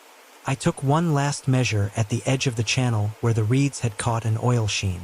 I lifted a skin of it on a glass slide and sealed it. The smell went up into my nose and sat there like a coin pressed to the palate. Heavy oil with a note of solvent and a ghost of decayed vegetable matter. Dumpers get lazy. They tip everything that will move in the same hole and then pray rain will make it all belong to the earth. Rain makes few things belong that were not meant to. As we reached the gate, a shadow stood on the lane beyond the hedge, then stepped away as if counting its own good sense as more valuable than curiosity. The air tasted of a storm building over warm water. The sky to the west blackened in a way that made the hedges look like ruling on paper. The day was nearly done, though it was not yet mid-afternoon. At the station I called the chief superintendent and then the county emergency manager. Storm warnings make bureaucracy fast. I put the words chemical reek and bone in the same sentence and named the nearest borehole and the line of trucks that a parish pretends to forget. I told them we had the beginnings of a grave and the outline of a crime and weather that wanted to wipe the slate clean. I asked for an emergency order to open the site before dark. The answer did not come yet, but the tone of the man on the line had lost its patience with dithering. I wrote it all down. Borehole cap disguised under brush. Chain with coupler wear. Oil and metal odor. Finger bone recovered fresh from reed line. Stone flake shows single vertical bleed in proximity to bone. Tire tread matches dented van's broken bar. Audio clicks on file likely align with chain coupler spacing. I put my pen down and found that my hand had marked the page harder than it needed to. I loosened my grip and said to Brogan that we were close enough to smell the name of the thing, and far enough that we could still fail if the weather took the ground before we did. He looked at the window where the first bands of rain wrote their practice letters. Then he looked back at me. He said we would not fail if we moved now and moved right. He said he would call the priest and ask him to keep the ledgers ready and his temper steadier. He said he would call the county and remind them that some storms are made by men and set in fields and require the same speed as those that roll in from the west. Part 8 Parish Ledgers and the Confessional Wind. The rectory office had that patient smell of paper and polish that teaches people to lower their voices. A coal fire worked in the grate as if it had been told to be more cheerful than the day allowed. Father Padraig Halley rose from a desk that had learned disciplinarian posture from previous priests and offered his hand. He was a big man gone careful at the joints, hair silvered at the temples, eyes the tired blue you see on mornings when funerals have stacked too close together. "You have come between weather fronts," he said. "Sit, both of you. The kettle is treacherous and the cups are honest. Tell me what you need." "We need honest books," I said. "We need them faster than the storm can teach the lanes to forget. And we need you not to look over your shoulder while you hand them to us." He did not smile. He looked toward the window where the hedges bent a little and the first stripes of rain drew faint lines. "The parish keeps its records as carefully as it can," he said. "Some men keep their accounts with equal care. Those men do not always belong to the parish." Brogan set his hat on the sill and kept his hands open on his knees. "Declan Callery has leaned on the donation ledger," he said. "We know it in the way you know a road by the number of bends your hands remember. We need to see where the pressure shows." Father Padraig turned to a cabinet with a key he wore on a black cord. He brought out 2 ledgers and a thin red file that had lost its string. He set them on the desk with the respect you give to old bread. Then he sat, not behind the desk but beside it, as if to say that the books were not a wall between us. "The donation ledger is the parish purse," he said. "It should be boring. These last 2 years it has become interesting. I do not like interesting money. It makes the floor uneven under my feet." I opened the ledger. Names in longhand marched neat columns. Most were small gifts from widows and fishermen and teachers, the money of people who count a bag of flour and ask for credit with a straight back. Then a block of larger sums began, regular as weather. A trust named for a relative of Declan Callery covered improvements to the church roof, repairs to the school boiler, a new set of lamps for the hall. The ink of those lines had a slight tilt to it, as if the hand that wrote them had been guided by a voice from the side. "Who writes these?" I asked. "Our clerk," Father Padraig said. "Kelleher. You met him, I think. He copies from slips that appear in my letterbox, always in the same brown envelopes. There are notes sometimes. They say this will help our town look like it should when important people pass through." "Who brings the envelopes?" "Some arrive by post. Some arrive by hand. Some arrive by the silence you hear when a car door closes behind you at night." I found a page where the pattern changed. A smaller entry sat between 2 generous ones, ink darker, hand a touch more cramped. I read the note in the margin. It was short. It said "Float to Foreman." It had a date that made my chest feel suddenly cold. The night Dr. Kieran Lacey disappeared. "Float to Foreman," I said. "Which foreman?" "The quarry has 1 foreman," Father Padraig said, voice even. "Powdai Flynn. He is a quiet man who stands exactly where he is put and gives you the exact number you asked for. He has children. He has a mortgage on a house that was always a little too good for his wages, but never so good anyone would ask how. "Do you keep the slips?" He gave a small, unhappy smile. "I was taught to keep everything. There are boxes that no one thanks me for lifting. Take what you need." He fetched a shoebox from a lower shelf, the cardboard gone soft at the corners.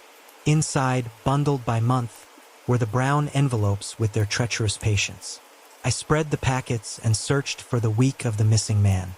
The envelope for that day was thin. Inside was a single sheet folded twice. I opened it. A handwritten note in a different ink than the ledger, but from the same hand that had addressed the outside. The words were few and careful.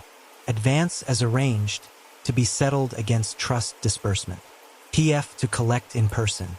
There was no signature, only an initial stamp that belonged to the trust. "An IOU," I said, "from Calories Trust to the foreman. Dated the night Lacey went missing. Remarked as a float." The priest's jaw tightened. He had the look of a man who has walked past a ditch for years and then found it full to the edge and moving. "I asked no questions that night," he said softly. "I told myself I would ask them in the morning. There was a wake to tend and a storm to watch. It is unfortunate how often a wake and a storm coincide when a parish is being taught a lesson." I bagged the slip and noted its companions.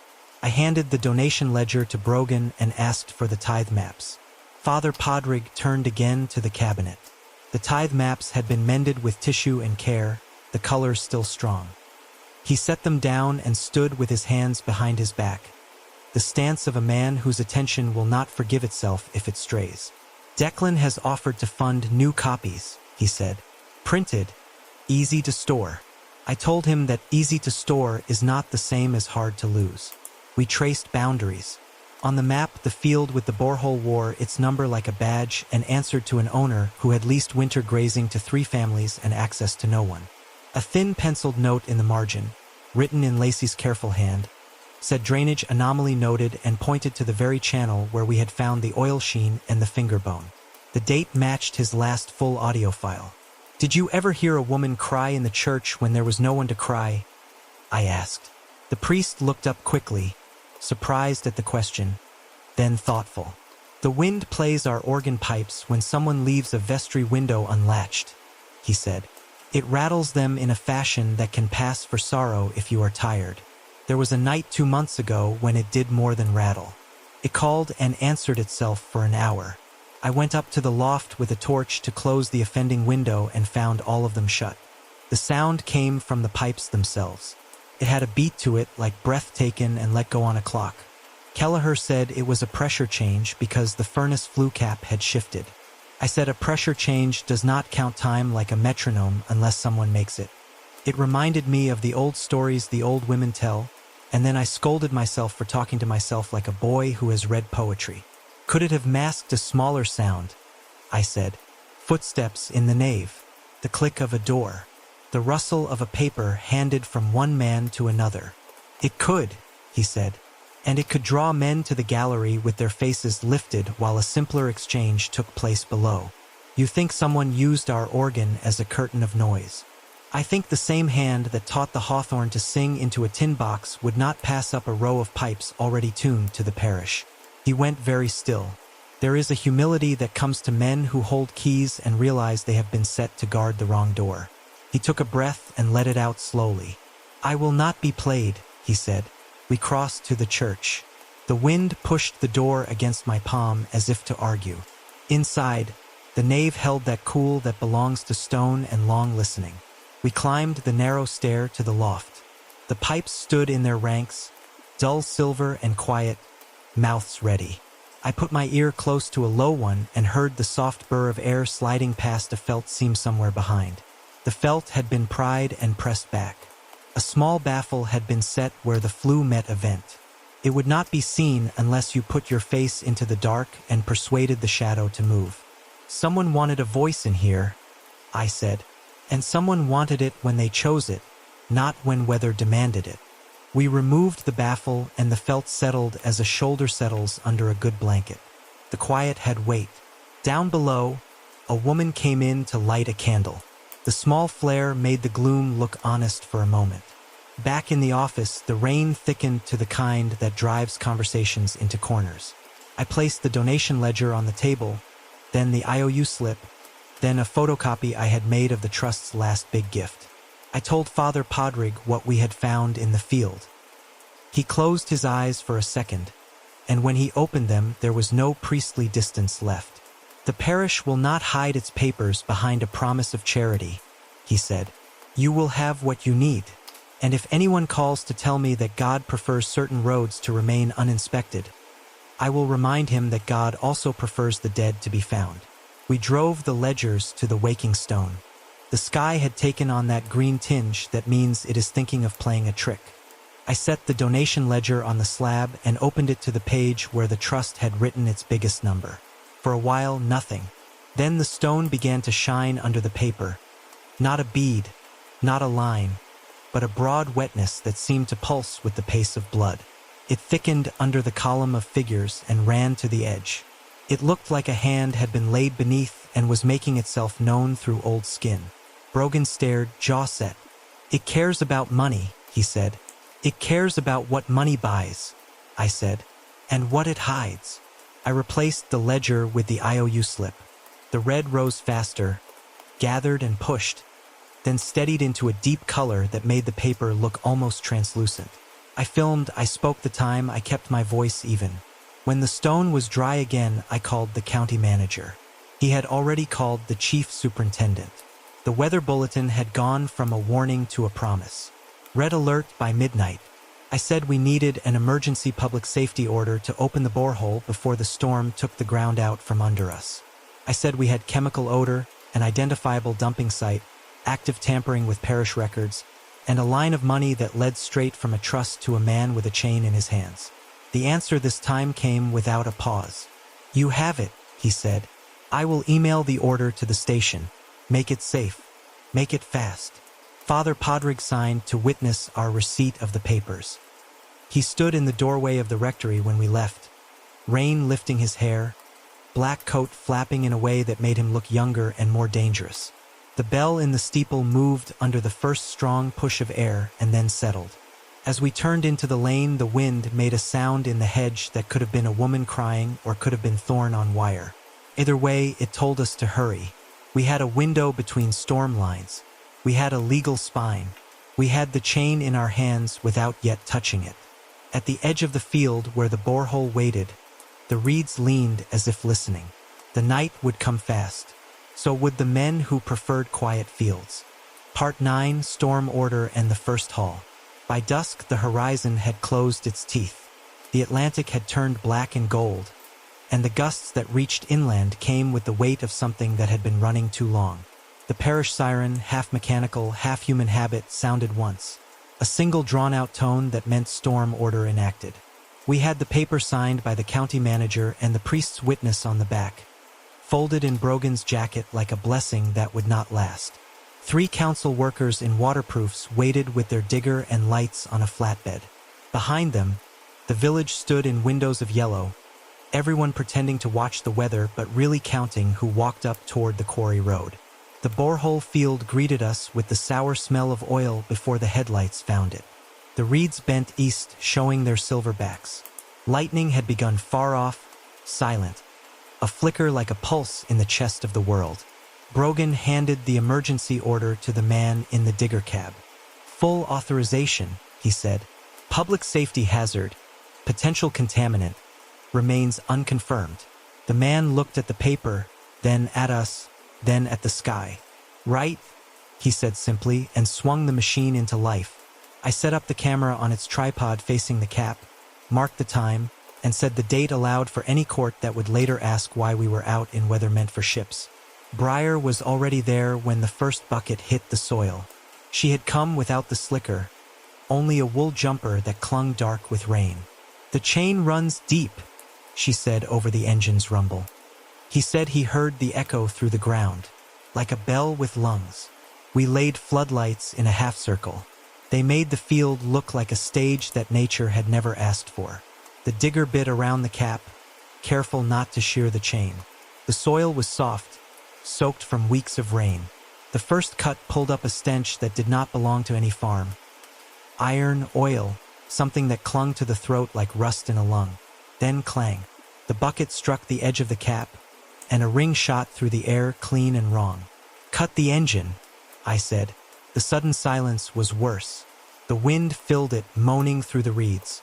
Lightning broke overhead, close enough that I saw the whites of Brogan's eyes. The smell deepened, chemical, sweet, decayed. "Get it open," he said. We levered the lid. It gave, grudging, with the sound of suction, like a breath drawn backward. The chain glistened, black and wet. Something below moved, a slack weight shifting against the pull. The odor that came up was unmistakable. Death with a solvent's patience. Briar stepped back and covered her mouth with her sleeve. "That's him," she said. "That's him or the thing that made him disappear." The chain rose link by link through the light. Its pattern matched exactly the spacing from the keening audio. Metallic couplers every 20 inches. When the end came up, it brought with it a cloth shape tangled in St. Bridget's cord. "Stop there," Brogan said hoarsely. I moved in with gloves and camera. The cloth was pale once, now black with silt. It clung to what it covered. The wrist was still inside. Bone clean halfway up, tendons brown and roped, the rest swallowed by the mud below. Around it, the cord had fused to skin by the slow glue of decomposition. Lightning again, brighter, louder. The digger lights flickered. In that heartbeat of dark, the waking stone in the next field flared white as if lit from within. When the light returned, a ribbon of red ran down its side, rainproof and deliberate. "The stone's bleeding," Briar said. Her voice was half prayer, half curse. The digger operator crossed himself and muttered something about calling the Garda lab. But Brogan shook his head. "We don't have time. The storm will take the field before they do." The rain came in sheets now, hard enough to flatten the grass. I filmed as Brogan and the crew eased the chain higher, enough to bring the fabric bundle to the surface. Beneath it, the soil bubbled with trapped gas. The odor hit like a slap. Inside the cloth, what was left of a man in boots. The tag on one boot still showed the quarry brand. A bone bracelet snapped, teeth visible through the torn jaw, a flash of enamel like a grim punctuation. Briar turned away.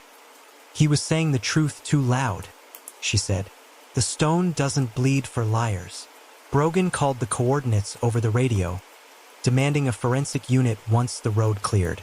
Static answered. The storm had swallowed the signal. "Then we keep record ourselves," I said. "Time, witness, condition." I panned the camera slowly, naming everything, the field, the chain, the body, the direction of the wind. Behind us the stone still gleamed like a wet heart, bleeding despite the rain that should have washed it clean. At the edge of the ditch, the parish crowd had gathered despite warnings. Father Podrick stood among them, coat whipping. He raised a lantern high, its flame bending horizontal. His voice carried between gusts. "Let the ground speak. Let the light show what men hide." The crew hauled once more. The bundle shifted, and with it came a splash of black water that spread across the soil. It shimmered under the floodlights like oil laced with blood. The odor burned our eyes. "That's chemical waste," Briar shouted. "Not just a grave, a dump. They used him to cap it." The realization hit like thunder's echo. The borehole wasn't disposal and murder. It was both at once, layered. A shriek cut across the wind. Not human, not beast. The digger operator stumbled back, hand to his ear. The keening sound rose again, clearer now, not from any machine but from the metal throat of the open shaft itself. Air howled through the couplers, vibrating the chain until the whole pit sang in its mechanical grief. "The winds found the voice again," I said. Briar clutched the St. Bridget cord torn from the wrist. "He's heard," she whispered. "It's answering him." The rain turned to needles. Brogan signaled for the men to secure the site, but the digger refused to start again, engine drowned. We worked with ropes instead, hands slick, pulling what we could before the flood swallowed the rest. By the time the wind backed down enough for voices to carry, we had the torso clear, enough for identification. The wallet in the jacket was sealed in plastic, meticulous, almost deliberate. Inside, a card for the National Folklore Archive, stamped Dr. Kieran Lacey. Brogan bowed his head. The wind paused as if to listen. "Record that," he said. I did. Every second. Because the stone had been right all along. It bleeds only for the truth. When we turned toward the field again, the waking stone was still running red. A constant line against the silver rain. No illusion, no reflection. And as thunder rolled from the sea, the parish crowd took a step back. All at once, as if the land itself had exhaled. The dead had been found. The evidence was bleeding through the soil. And in the roar of the storm, above everything else, the stone's pulse did not fade. Quickened. Part 10, The Clifftop Deliberation. Duinronan is a headland that looks like a jaw set against the Atlantic. The path up is cut into turf and stone, and on a storm night it feels like walking the ribs of something that refused to drown. We climbed with our torches kept low, rain driving slant, the beam a thin blade on slick grass. The radio crackled once and died. Below us the surf hit the black ledges with the steadiness of a clock that has decided to run fast. Halfway to the crest a figure stepped out from a gorse hollow and lifted a hand. Briar. No slicker now. Her sweater was plastered to her and her hair stuck to her temples. She shook her head once and pointed up toward the ruined ring of stones that had given the headland its name. I caught the glint of a chain at her wrist. Too tight, wrong angle. A second figure stood behind her with his arm crooked across her throat. Not choking, only reminding. Powdeye Flynn, the foreman. His face looked gray in the storm glow, the skin around his mouth working like a man trying to spit out a truth he had swallowed too long ago. "Stop there," he called. The wind shredded the words and threw them back at us in pieces. He had a length of chain looped through a carabiner and around Briar's forearm, the working man's version of handcuffs. The loose end dragged on the turf and clicked against a rock with the same coupler rhythm we had heard in the borehole. He held a small pry bar in his free hand. Behind them, set back from the cliff rim, a short tripod winch stood canted in the gale, its crank stripped and taped, webbing harness blown sideways like a flag. Brogan lifted his hands. "Empty. Easy, Powdeye. We are not here to take a head start at you. We are here to keep the Atlantic from finishing the paperwork." Poddy's eyes slid to me, then away. He had the look of a man who had stood too long between orders and their cost. "She should not have put her nose in it," he said, jerking his chin at Briar. "She makes fires where there is already smoke enough. She will not shut her mouth, and men with small houses and big bills have to hear that mouth when the yard goes quiet.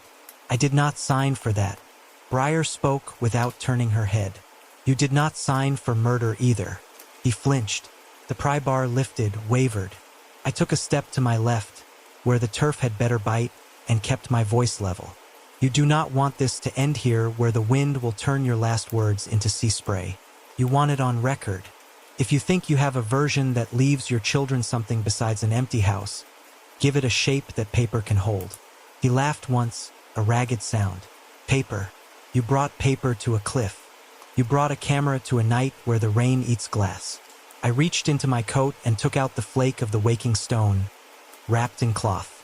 I unrolled it and held it so the rain slicked the quartz freckles. The wind tried to take it and could not. I spoke loud enough for the camera on my shoulder to hear through its wet packing. "Maeve Kerrigan, Duinronan Headland, 23:12 hours by my watch. Present. Garda Owen Brogan, Bridget Hanley, Foreman Powdeye Flynn. Weather, red warning. Surf heavy. Wind severe. I am placing a clean acetate sheet over a limestone flake from the field slab. I am naming the method used to kill Dr. Kieran Lacey." Poddy's jaw tightened. "Do not," I went on. "Loop the chain under the arms. Clip it to the coupler. Lift with a tripod winch until the harness bites. Let him feel ground slip to air. Winch stutter when the handle jumps teeth. Lower once to make him believe. Lift again while the chain sings and the bore pit drinks. Overfill the cap with backfill and slurry. Use the body as a stopper for waste. Sign the yard sheet as if the night were a day that belonged to you." The rain hammered the acetate. The flake lay steady in my hands. At the second lift named, a thin red vein spread across the stone under the plastic, traced the crack like a thought returning to its start, and beat it against the underside of the acetate in dots that spaced themselves as evenly as coupler teeth. I did not breathe. I let the beads find their places. I held the camera tight to the pattern so that a magistrate without poetry could still understand. Briar turned her head into Poddy's forearm and spoke low. Tell it yourself, or he will make you eat the rest of it. Sirens lifted behind us on the wind. The county truck, the second digger, the parish ambulance that serves as a hearse when the hearse is busy. Blue light walked the hedgerows in the valley and struggled up the lanes. Poddy's eyes chased it and failed to catch it. Declan Callery came up over the rise from the far side, moving fast, rain slicker black, hood back, face hawk sharp, voice already carrying orders like a baton. Stand down, Powdeye, he shouted. Get off that ground, Garda. This is private property and a heritage site, and if anyone dies up here, it will be on your head for bringing a mob. You brought the chain, I said, without looking away from Powdeye. You brought the habit. The stone brought the truth. Choose which side you want your name written on. Callery strode closer, hands out like a man approaching a skittish horse. He had that kind smile that is really a ledger turned sideways. He saw the flake, the acetate, the red veins stippling themselves in a pattern that matched nothing except the mathematics of guilt. He saw Brogan, steady, hat gone, eyes clear. He saw Briar, jaw set, blood on her knuckles where the chain had bit. He saw Powdeye, who had decided that his mouth would tell the next part of the story whether he wanted it to or not. Tell them you were not there, Declan said, soft as Pocket felt. Tell them you were home. Tell them this woman is a liar and this one from Dublin fakes tricks with film for a living. Powdeye spoke like a man dropping a sack. I put the tripod on the cap, he said. I rigged the chain. He was alive when we lifted. He shouted. He said names. Declan told me to bring him up and let him down until he learned to be quiet. I brought him up and down. He was heavy in the harness. I can still feel it in my hands. The stutter came on the second lift. The handle jumped. The teeth slipped. His throat caught the strap. He kicked. He stopped kicking. Declan said now is when we do the proper thing. He said fill it in. He said I have a line in the parish that will wipe what is not needed. Callery's mouth shaped a denial and then a bargain and then nothing. He took one stride toward the flake as if he would stamp it into the turf. I shifted my weight and lifted the stone out of reach.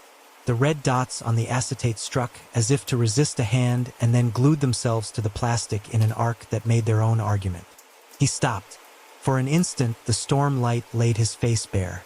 Every calculation he had ever made looked back at us, stripped of its polite clothing. Sirens crested the hill. 2 county men in yellow helmets appeared like saints in documents no one reads until a fire. Behind them a young guard I did not know pointed a torch and saw a scene his training had not imagined. He started to shout and then remembered to listen. Brogan moved first. Powdeye, he said, you are under arrest for your part in the unlawful killing of Dr. Kieran Lacey. You will state now that you require a solicitor. You will keep your tongue until it saves you the only thing it can. He turned his head to Callery. Declan Callery, you will take your hands out of your pockets very slowly. You will not approach the woman or the stone. You will stand exactly there and hear your name placed where it belongs. Callery smiled thinly. Garda, you have a camera and a puddle. You have a parish that eats out of my hand. You have a storm that will wash your stories clean. He lifted his chin toward the cliff. And you have bad footing. The wind chose that moment to throw its whole weight against the headland. We braced. The winch tripod skidded an inch and toppled. Powdeye flinched and turned to catch it, an old reflex of a careful man. The pry bar fell. Briar wrenched her arm, slipped the chain loop with the turn she must have practiced in her head since he snared her, and came free.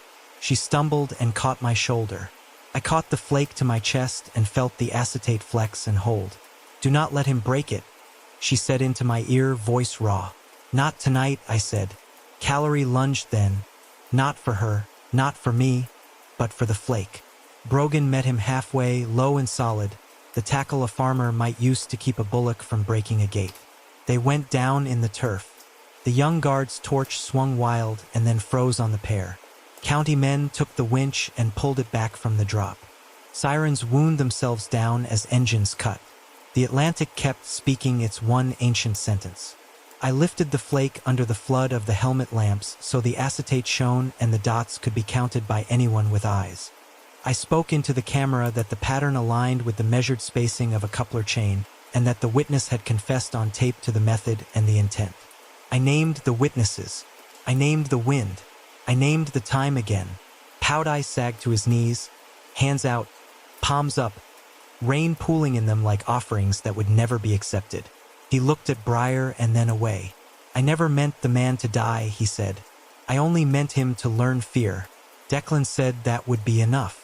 He said the parish could not stand another scandal and that sometimes a lesson leaves a bruise. I asked him what a bruise is underground. Briar did not answer. Her jaw was clenched so hard I heard her teeth grind. She folded her freed arm across her chest and stood like a person who has decided the only thing left to carry is the truth. Blue light spun. Hands took hold on wrists. Words were spoken that fix nights like this onto rails that lead to courtrooms and fluorescent bulbs. Callery swallowed a tide of language and found none that would serve. I wrapped the flake again, acetate sealed, and tucked it under my coat. My hands shook. Down the slope, a whole village was climbing, umbrellas turning inside out, faces set.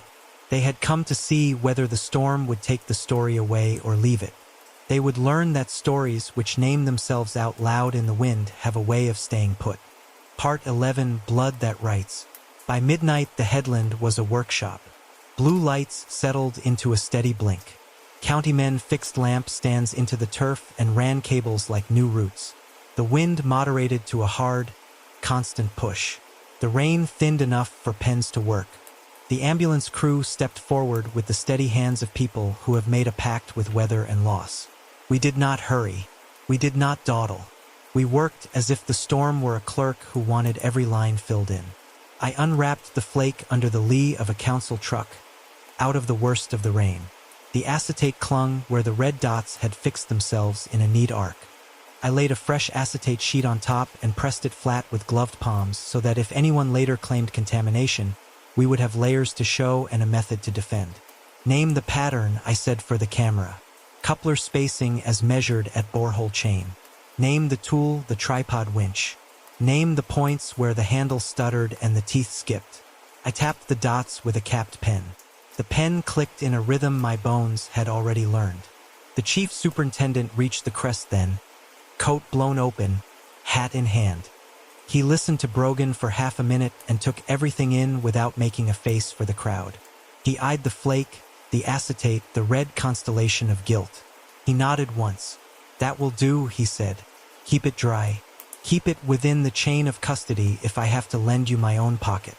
We moved back from the lip of the headland to the road where the emergency van waited. In its dry belly, I set the flake on a padded crate, filmed again, then slid the first acetate free and sandwiched it between two clean sheets. Every movement was captured, every glove change named. If a solicitor wanted to quarrel later, we would let him quarrel with a stack of timestamps. Down in the borehole field, a second pump had arrived with a generator that did not mind the weather. The digger operator had his machine running again. They lifted with straps rather than chain now. The mud had the slow hunger of a thing called to a feast, but the straps did their patient work. When the rest of the remains came up, the crowd fell quiet without being told. A cap came with the body, crushed, branded with the quarry mark. In a pocket we found a ring of keys and a folded note bagged in plastic. The writing inside had been protected from water by the same plastic that had kept his identification legible. Said Field, Lantern, Hawthorne, do not.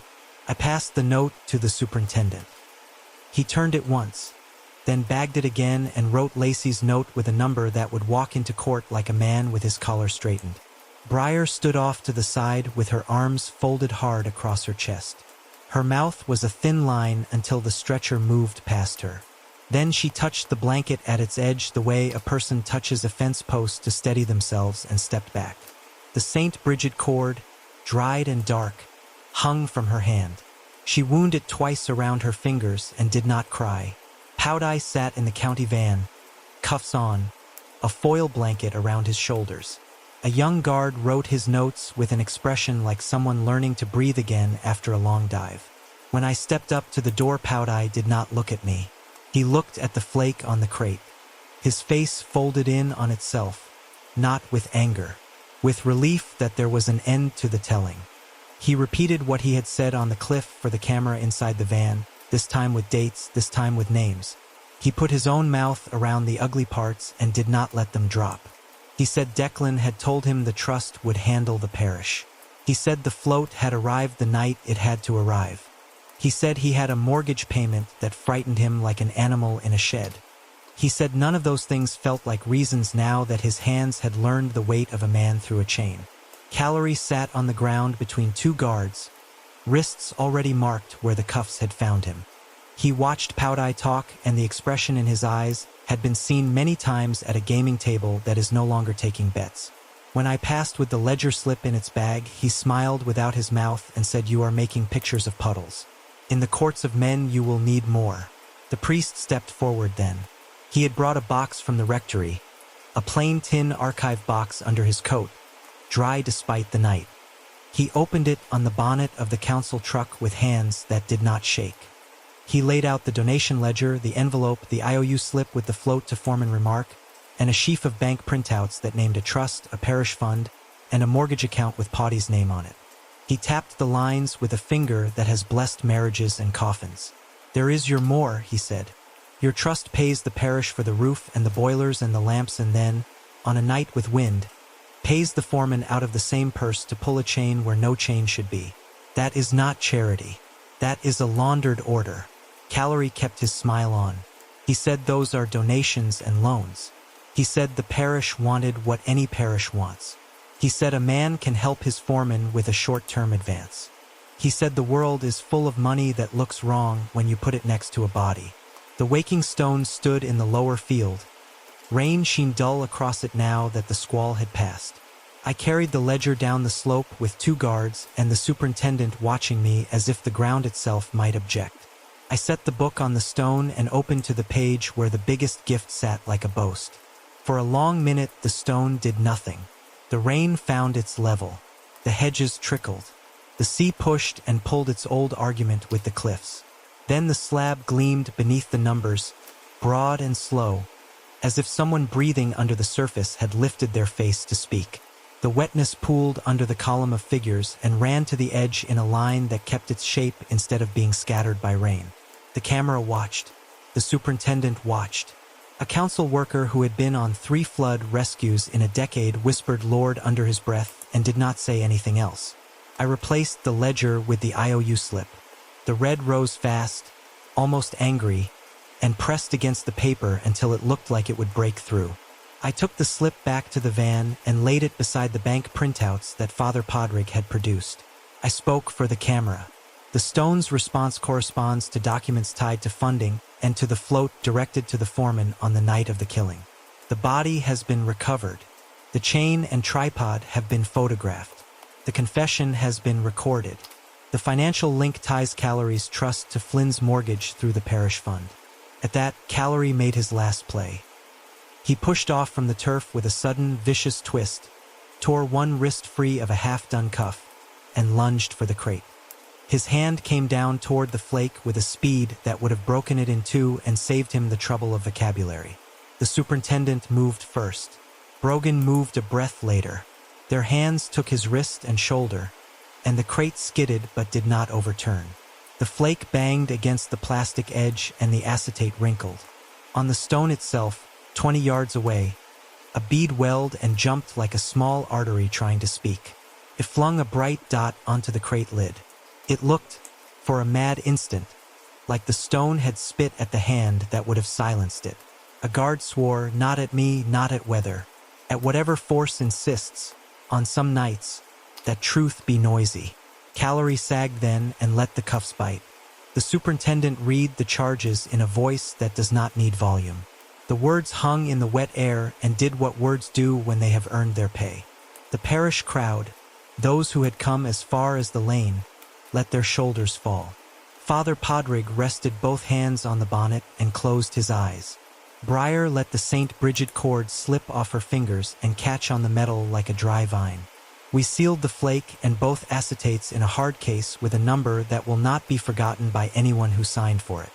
We sealed the ledger page copies and the IOU and the bank printouts in another. We sealed Poddy's recorded statement and the camera cards.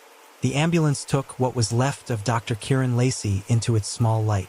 The siren did not sound. It does not sound for the dead when there is no road to be cleared.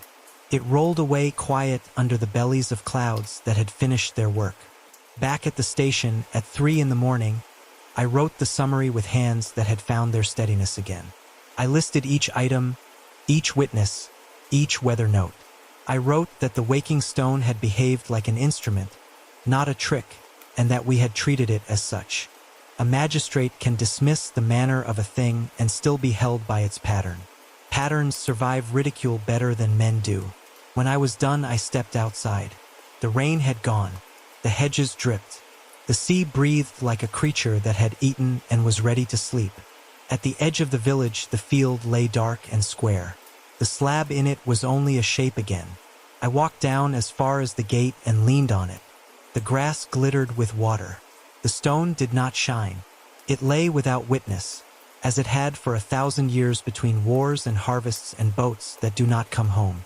Behind me, the first lorry from the city crested the road with the forensic team aboard.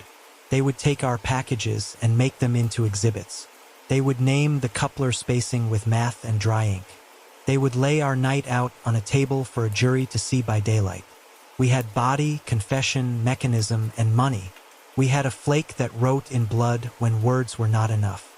All that needed doing now was to return what could be returned and close what could be closed. In the morning, when people asked for a story that would let them pass on the road without counting every ditch, they would get one. It would not be pretty. It would be exact. And the stone, if it bled again, would do so for quieter reasons. Final part, when the stone runs dry. Morning came on like a bandage. The storm had gone east, leaving the hedges jeweled and the lanes scoured. In the yard behind the station, the city team signed for the cases and drove away with their quiet competence, taillights shrinking down the barrene like the end of a sentence. Brogan wrote one last note and set his pen aside with a click that sounded larger than it was. We went first to the school. Children arrived in knots with their hoods up and their voices bright from the clean air. Niamh stood at the door with a mug of tea, reading faces the way good teachers do. Her eyes were ringed, but the set of her shoulders had changed. The parish crowd had told her what the night had given back. She nodded to us and opened a drawer. Inside lay the repaired chain with its new clasp, empty. She touched the hollow where the pendant should hang and then reached into her pocket. "We found it at the fort," she said. A boy with the mop of hair brought it at first light. It had fallen from the hawthorn when the wind had finished with the wire. He said he did not look at the drawing again because the drawing had already been right. She pressed the metal into my palm. Saint Bridget held her lamp without effort, as if light and weight were the same thing. "Return it to where you think it belongs," she said. "I have enough saints in this room. What I need are good sums and windows that do not rattle when the weather decides to rehearse." In the classroom, the reed bird sat disassembled on a tray. 2 lengths of wire, tin cap, a hollow reed. The children were building weather vanes for a project. The sound the wind makes when it has a purpose will not be part of the lesson. We walked to the rectory. Father Podrick had laid parish maps on the long table in the hall. The tissue repairs glowed when the sun found them. He set Lacey's notes beside them and drew a breath that felt like a decision. "The council has voted in emergency session," he said. "The quarry is shuttered pending investigation. There will be talk of livelihoods, and I will listen to every mouth that eats from those wages. But there will be no more chains in fields after dark. The tithe maps will be copied and hung in the school and the hall. The originals will be kept where any person with a question can open them without asking me first." He lifted a small tin box. Inside were coins folded in paper, the parish collection counted and ready. "I have written to the trust," he said, "to decline further gifts until a court has named them for what they were. If roofs leak, we will put buckets under. If boilers fail, we will wear sweaters and curse less. God is not improved by laundered money, and neither are children."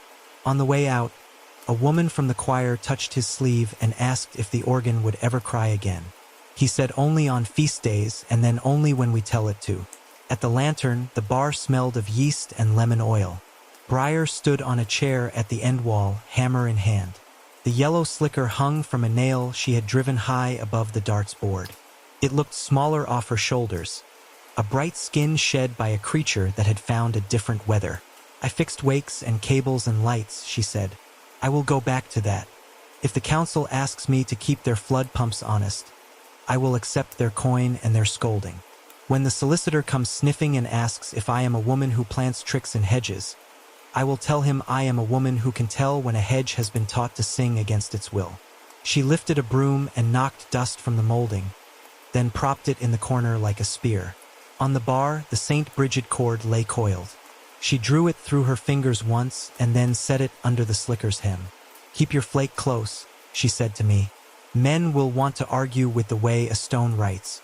They will bring words and instruments. Let them. Stones have outlived better liars. We left the village by the lower road. At the gate of the hedged field, sheep stood undecided as if the day had asked them a question they were not prepared to answer. The waking stone lay where it always had, shouldered into the earth, freckles bright in the washed light. The grass around it had a flattened look from our traffic, as if the field had been politely holding its breath. I set the St. Bridget pendant on the slab for a count of 10. Nothing happened. The metal sat ordinary, catching sun and giving it back. I lifted it and hung it on the gate hook where schoolchildren would see it and invent explanations that did not need saints.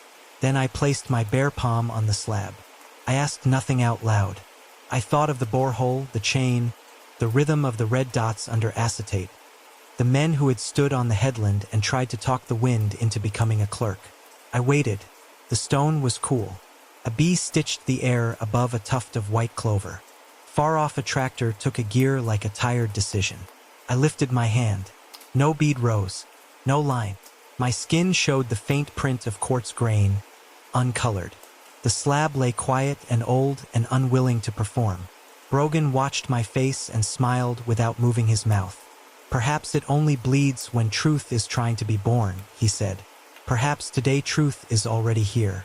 We walked the hedge line. In the ditch a hare froze, then surged through a gap and was gone. At the far corner of the field, the ground sloped to a view of the sea. The Atlantic had put its shoulders down again and was breathing in the plain way of a thing that has finished a quarrel. Gulls wrote and rewrote their one bright sentence over the black ledges. A boy on a bicycle waved at us and nearly fell into a puddle. At the station I signed the last receipt for the flake and for the 2 sheets of acetate and for the ledger copies. The cases left in the custody van with men who had dry hands and ironed cuffs. A clerk I did not know asked me if the story would make the news in a city that believes storms are weather and not habit. I said stories go where they are carried. He said he hoped someone in that city had a field. On the hill above the village, the school bell sounded twice. Children ran out into the pale sun. Niamh shaded her eyes and pointed toward the hedges as if a lesson waited there. In the rectory hall, Father Podrick and 2 volunteers pinned a fresh copy of the tithe map to a corkboard, not straight, then pegged. We drove the last slow circuit past the lantern, past the pumps, past the shop window where a hand-lettered card now read Field Day restored. The red thumbprint was gone. In its place a child had pressed an orange streak that might have been intended as a fox or a flame or a warning never to waste a good space on a notice board.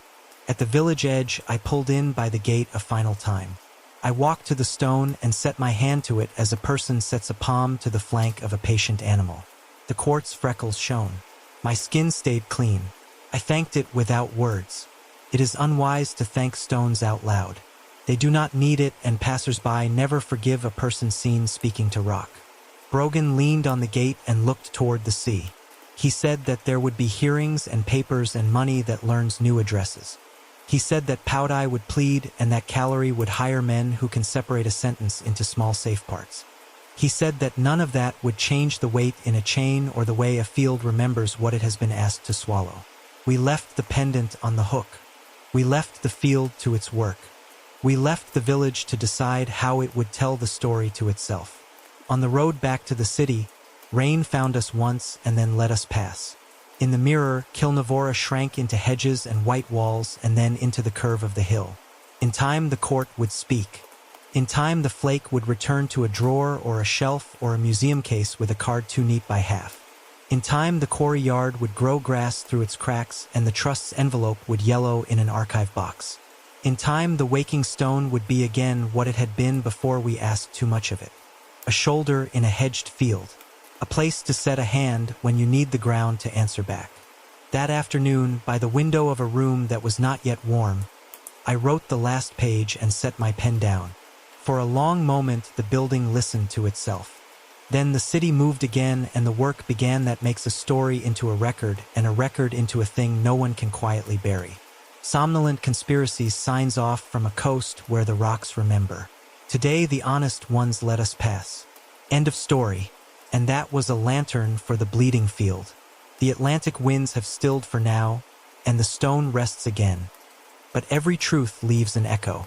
Maybe it's the hum in the air after rain, or the way silence holds its breath when justice finally breathes. If you've stayed with Maeve Kerrigan through this long night of rain, ledgers, and the stone's red pulse, thank you. These stories are built from the patience of listeners who refuse to look away from the dark, who believe that detail and empathy can still meet in the same sentence. Remember, the past doesn't sleep under the fields, it listens. If you'd like to keep walking these haunted roads with us, subscribe to Somnolent Conspiracies, ring the bell, and share this case with someone who still believes that evidence has a heartbeat. Until next time, keep your lamp steady, your notebooks dry, and your doubts sharpened. The next storm is already forming somewhere beyond the hedges. Somnolent Conspiracies signs off, because the world still whispers and we're here to listen.